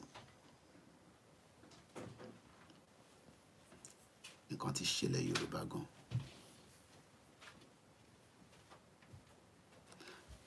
So ọmọ Ogun State á gbé pàtí ẹ̀ lọ sí Èkó. So Èkó tẹ́ yẹn ti wá di. Èmi náà débẹ̀ bí ẹ̀ẹ̀mejì, mo tẹ̀lé Ìyá Àdúrà. And I didn't get paid for it, okay? I'm saying it. Ìyá Àdúrà ò sanwó tíkẹ́ẹ̀tì mi wá sí Nàìjíríà o. Wọ́n ra tíkẹ́ẹ̀tì fáwọn èèyàn, èmi fowó ara mi wá sí Nàìjíríà ni. And I was able to be part of this Christmas carol ló máa ń ṣe. Torí mo mọ̀ pé tẹ́yìn kan bá ti ń gbọ́ Ìyá Àdúrà ní sí pé bí àwọn náà ti gbowó lọ́wọ́ Ìyá Àdúrà, èmi gbọ́. Wọ́n fún mi lówó ní UK. Pé mo gbọ́ £100 lọ́wọ́ wọn. A kò pàdé ní event kan ni. A kò tọwọ́ bá po £50 méjì. Gbogbo tí mo dẹ̀ lọ ṣe fún wọn pé à ń cover wọn. Mo dẹ̀ ever propose nǹkankan fún wọn rí. Pé mo need nǹkankan, you know. She's a good woman. And I move with her because I love what she's doing. But in turn, she kò lè change ilẹ̀ Yorùbá. Bóun ìyá yẹn kóra because school kan ta lọ ní some years back. Wọ́n equipped school yẹn. I'm sure pé tá bá lọ sí school yẹn nísìn. Gbogbo àwọn teacher ti yẹ gbogbo computer dànù, wọ́n ti kó gbogbo ẹ̀ lọ́lé. Tó bá tẹ̀ ti ta gbogbo ẹ̀ dànù. Ṣùgbọ́n àwọn ìyá yẹn nísìn, wọ́n kàn pump owó as a philanthropist.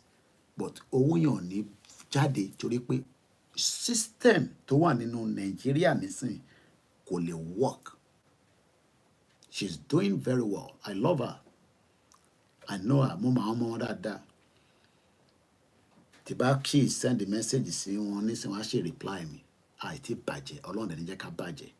But in terms sọ ni pé we need a good government that can be able to look after us. Débi pé mo ní tó bá train nílẹ̀ Yorùbá, ó gbọ́dọ̀ tún sọ pé ó fẹ́ jápa. Jẹ́ pé government yẹn nǹkan kan right. Because every province nílẹ̀ Yorùbá will get exactly 500 times better than in America. And that's why Trump says that America come first, going to think about any other countries around the world. But it will be Tinubu saw àwọn kumi. They're doing very well. Kódà mo ń gbọ́ pé wọ́n náà tẹ̀ to suspend them so Olúọmọ nísìn. I don't know what is going on. As the president of the National Union of Road Transportation. Ṣé kò ṣe dín bẹ́ẹ̀ ni? Èmi rò pé kó má tètè right anyway, jẹ́ ń ṣe tán. Àbúrò mo yẹ nísìn. Owó tí wọ́n sọ gbogbo àwọn ọmọ Yorùbá tó bá wá láǹfààní méjì mẹ́ta tó kàwé dáadáa a lọ sí Europe. A ṣáà ní anything tẹ́ bá lè fún mi ẹ ṣáà fún mi kí n lè máa fi survive. This is what we are saying that it can't continue. Ẹ jẹ́ ká gbọ́ díẹ̀ sí nípa ti India torí my time is almost up. Mo lè fẹ́ ká kọjá 2 hours. Let's go back to India. Like energy and defense. More than 200 Indian companies have invested in Nigeria. Their investment is worth over $27 billion. Then there's the Diaspora Connect. About 50,000 Indians or people of Indian origin live in Nigeria. They're well respected for their business acumen. Typically, these areas shape a bilateral relationship. So India and Nigeria have the right ingredients. And the roots of their friendship go deep. Both nations are former British colonies. They face similar challenges. They have large populations, growing developmental needs, and mutual concerns on issues like corruption and terrorism. No, that is not our issue. Sharing media, if it's ọba fẹ́ sọ̀rọ̀ ló máa sọ̀rọ̀ lọ, and it's every media. Sometimes ẹ̀yin náà máa fẹ́ ká sọ̀rọ̀ lọ báyìí, but a fi sọ̀rọ̀ lọ bẹ́ẹ̀ because ibi tẹ́ fẹ́ kí n sọ̀rọ̀ lọ yẹn kò relate mọ́ tèmi gbé dání. Koiki ṣé orí tó ń lọ bẹ́ẹ̀ kò sí tó kàn mí pẹ̀lú tó ń lọ níbẹ̀ yẹn. In tó kàn mí ni pé Yorùbá nation la fẹ́. Because in tó ń lọ bẹ́ẹ̀ yẹn ti bá bẹ̀rẹ̀ sí bá wọn dá sí ta ló pa Mohbad, I will be distracted.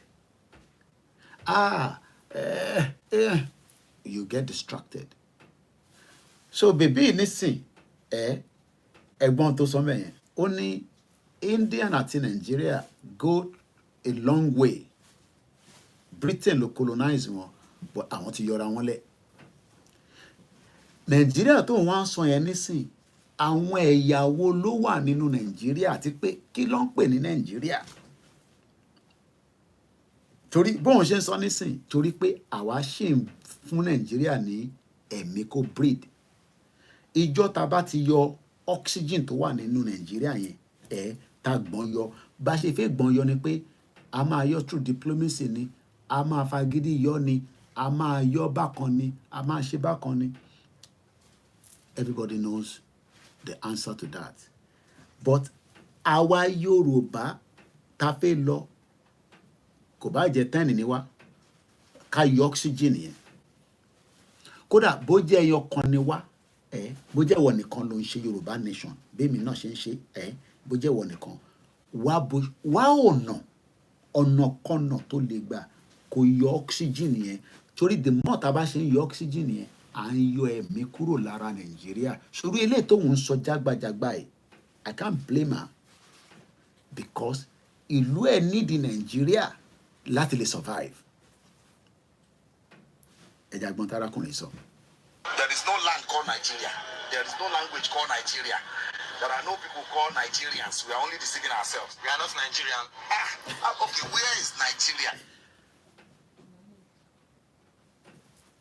Journalist yẹn ṣe rí pé journalist ìyẹn làwọn ẹ má jẹ́ kí olóyè ṣe interview kankan because wọ́n mọ̀ pé tólóyè bá ṣe interview àwọn journalist á máa bí láwọn ìbéèrè kan àdèmọ́ bàbá wa wọ́n á dá wọn lóhùn wọ́n á dẹ̀ lò bí bàbá wa Kọ́lá Olóòtú a lè dárúkọ wọn because a public figure tó ń bi olóyè pé níbo ni kódà ó fẹ́ lè béèrè pé oògùn tó ní nìyẹn ṣé bàbá ẹ̀ ló ṣe kinní kan àwọn ṣé ẹ kí ọmọ Yorùbá máa bí ọmọ Yorùbá ìyẹn làwọn kan ṣe máa ń sọ pé àwọn tó máa lọ ń ṣe interview tẹ máa lọ ń gbọ́rọ̀ lẹ́nu àwọn alágbára bẹ́ẹ̀ need àwọn interview bẹ́ẹ̀ yẹn but ìmọ̀ sọ pé ṣé tèmi bá lọ sọ fẹ́ nìyẹn pé interview tán náà ṣe fún yàn báyìí ṣe mọ̀ pa ní kí ló kàn mí. Do we need to go and be? Ṣé ẹ ká máa lọ bẹ àwọn alágbára wa pé ṣé omi ló máa ń mú tó fi já agbára ẹ̀? Ṣé Jésù ló ń pè? But everybody now love everything to become a content. Àti sọ gbòdì content. Gbé kámẹ́rà ọ̀yà bàbá ẹ fún aláṣírí. Mo wá realize pé ọmọ Yorùbá like àwọn àṣírí tó pọ̀. Ibi tó bá ti ń sọ̀rọ̀ àṣírí ibẹ̀ la máa ń lọ a máa ń fẹ́ gbọ́ àṣírí but èyí tó jẹ́ òkodo ọ̀rọ̀ tó ń affect wa léni tó ń pè ní ìran Yorùbá tí wọ́n jẹ́ kó yé wa mú kàn tó torí time tó fẹ́ padà sí ìwé lérú ní Ondo State Ondo tó bọ́dà Èkìtì àti Kogi àti Edo to the east Delta to the southeast Ogun to the southwest Ọ̀ṣun to the northwest an Atlantic Ocean ó ní omi ṣé ẹ mọ̀ pé omi yẹn lásán is $1 trillion investment fúnlẹ̀ Yorùbá kò ń ṣe Lagos nìkan ló lómi Ondo State náà lómi kódà ẹja tó wà ní Ondo tá bá ṣe dáadáa a lè supply gbogbo Africa now ṣé àwa tá fẹ́ supply Africa lẹ́ja wàá wá kàwé tán à train ẹ bóyá ìwọ ló kọ́ máa sọ fún wa pé ẹja yìí size ẹ̀ kéré ẹ jẹ́ ká ṣe bó ṣe máa oríṣiríṣi mo kàn fi ń ṣàpèjúwe because everybody will have different role tá a fi play nínú country wàá wá ṣerú yìí training yẹn tán wàá wá gbé fishery training yẹn wàá lọ fi wa Uber ní Canada wàá wá ṣẹ̀ wá tó bá ti wá ń step up díẹ̀díẹ̀ tí wọ́n náà ti settle down ní Canada tọ́lọ́n ti jẹ́ kí o ráyè settle down wàá wá lọ ṣe MBA àwa switch díẹ̀díẹ̀ àwa ń burn energy wa tẹ́lẹ̀dùmarè fún gbogbo wa àdẹ̀ ń burn ẹ̀ síta. India wa ń sọ fún wa nísìn I don't want to go back to the video because àti rí pointer tí mo fẹ́ lò ń bẹ̀ àtútù lò bí alọ́la àbí lọ́túnla tàbá tó láǹfààní àti jáde síta.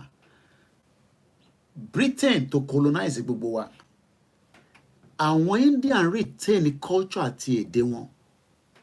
Modi nísìn bó ṣe lọ bá Tinubu nísìn wọ́n gbọ́dọ̀ máa ṣe translation fún ni torí òyìnbó ṣúkúṣúkú ló gbọ́ kò gbọ́ púpọ̀ torí èdè tó fi train ẹ̀ láti kékeré èdè ìlú wọn ní. Bí Tinubu bá fẹ́ bá sọ̀rọ̀ nísìn á máa sọ òyìnbó kò ní sọ Yorùbá sí torí pé òyìnbó ní Britain ní olè jẹgúrú jẹrá lọ gbé gbogbo alé wa lọ́wọ́.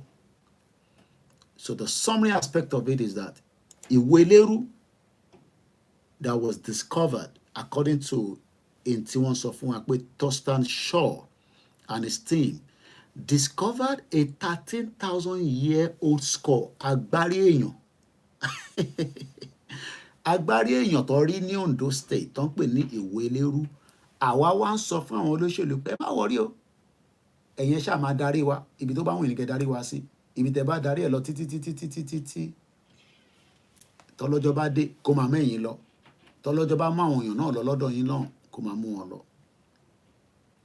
At what point are we going to put a full stop to all the shenanigans of our politicians? That is a question for you to answer yourself. I know we all know what to do. But you want Igboho to return back to Nigeria before we do it. Igboho does not need to be in Nigeria. I don't need to be in Nigeria. But we can assure you that we will be in Nigeria when things get heat up. But over heat up, what we will do is we will continue the awareness because it's part of the campaign. And don't come and ask me, Koiki Gbalamagba Yoruba Nation.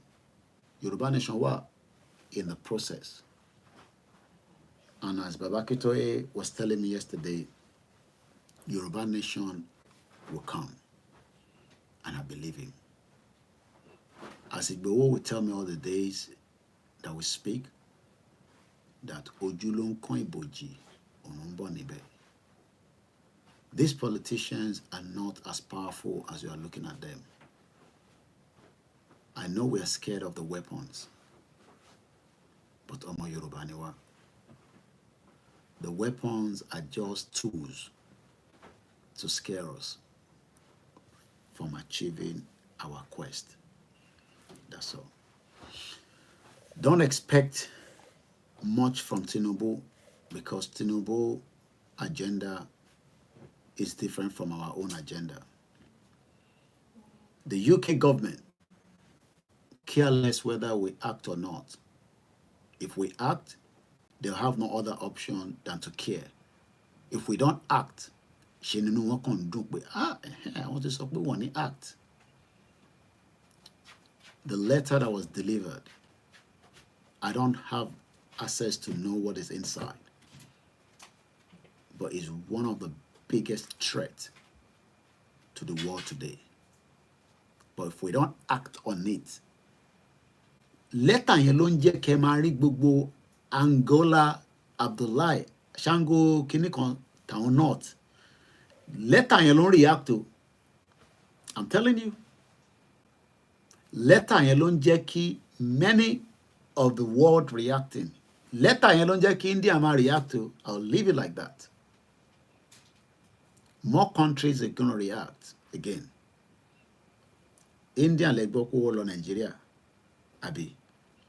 In another 2 weeks, there will be 2 more countries. Town of now what strategic partnership with Nigeria. Because they're giving Tinubu the backing that Nigeria can still exist. Britain is the most smart country in the world.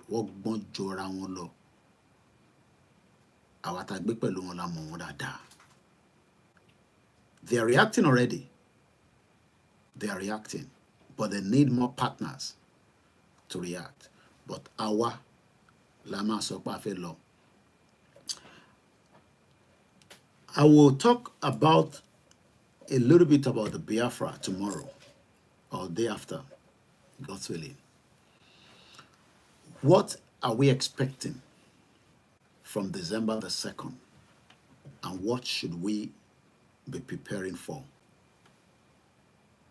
Shama declare, how is that going to affect us? What should you prepare for? And I'll be talking from the angle of a journalist, not from the leadership of the movement, from a journalist perspective in Mama Fisoro. So expect a little bit more of that, like Borolon, Lori Ikoniwa, don't put Koikimedia. When Yorubas are ready, no country can stop us, but we are not ready yet to move out of Nigeria. That's why we will continue to be named Nigerians, even though this man told us this again. There is no land called Nigeria. There is no language called Nigeria. There are no people called Nigerians. We are only deceiving ourselves. We are not Nigerian. Okay, where is Nigeria? Where is the land called Nigeria? What is the Nigerian language? We are nations that had been forced together to live in one pathetic country.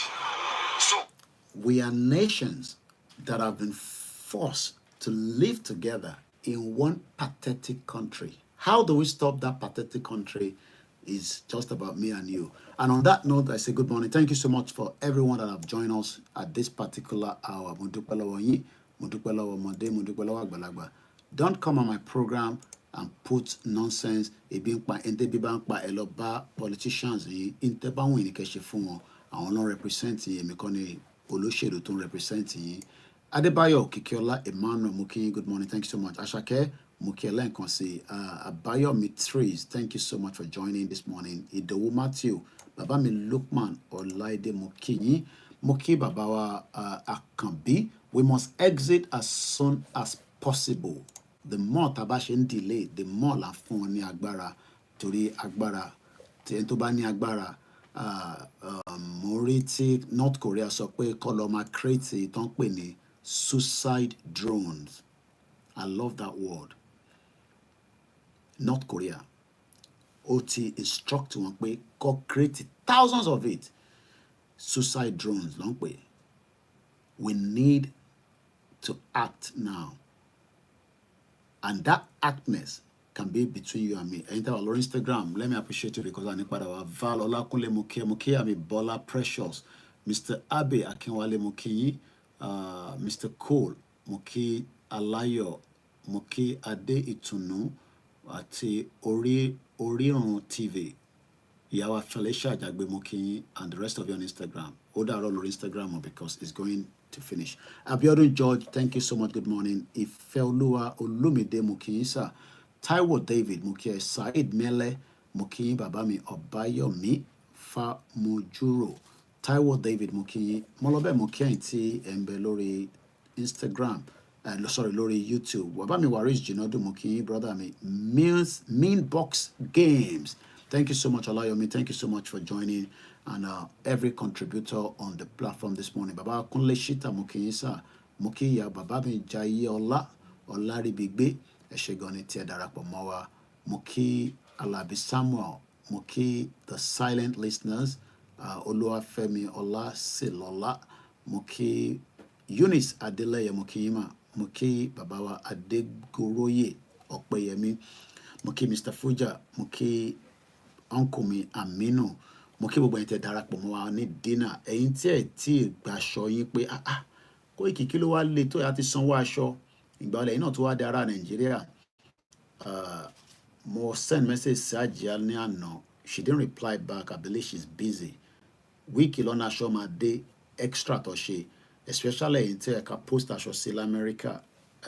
Magazine wà but I gbọ́dọ̀ make sure I post gbogbo ẹ̀ in one go. So ẹ̀yin tẹ́ sanwó, like I always say, if you are in Nigeria, ẹ máa raṣọ yín gbà, ẹ kàn fún wa ní time kí aṣọ fi dé. Eléyìí top yìí wọ́n ṣe fún public, our committee nìkan ló ṣe fún, but the bottom náà wọ́n ṣe fún public. Eléyìí ló ṣe fún public, but the inner and the bottom wọ́n ṣe fún public. Àwa nìkan tó jẹ́ committee ló ṣe fún. Bí wọ́n máa ṣe fún public in the future, I don't know. Mo dẹ̀ kí gbogbo àwọn ẹgbẹ́ Ìfẹ́lódùn, mo kí Akíkanjú, mo kí YSD, mo kí different groups and different people. Mo kí àwọn tí wọ́n lọ sí Ilé Ifẹ̀, àwọn team mi ti padà sí base wọn, adúpẹ́ fọ́lọ́run. Kò sí ní àjò kankan tó kéré ní Nàìjíríà. Gbogbo bẹ́ẹ̀ ṣe ń rí wọn, tẹ́ ń rí wọn wọ̀nyẹn, ìdùnnú ló jẹ́ tí ẹ̀yin náà bá túbọ̀ support ilé iṣẹ́ yìí kí a túbọ̀ lè ṣe sí. Mo sọ pé àwọn ń ṣe fídíò ṣùkúṣùkú. It's a long videos that they do. Kódà adúpẹ́ pé látara ìnáwó tẹ́ ṣe fún wa. Ẹ rí pé difference díẹ̀díẹ̀ ń yọ lára Koikimedia. Tẹ́ bá túbọ̀ ràn wá lọ́wọ́, there will be more things that we can do to create awareness. So mo kí kábíyèsí tó gbà wá láyè fún iṣẹ́ tó ṣe ní Ilé Ifẹ̀. It's a very beautiful event.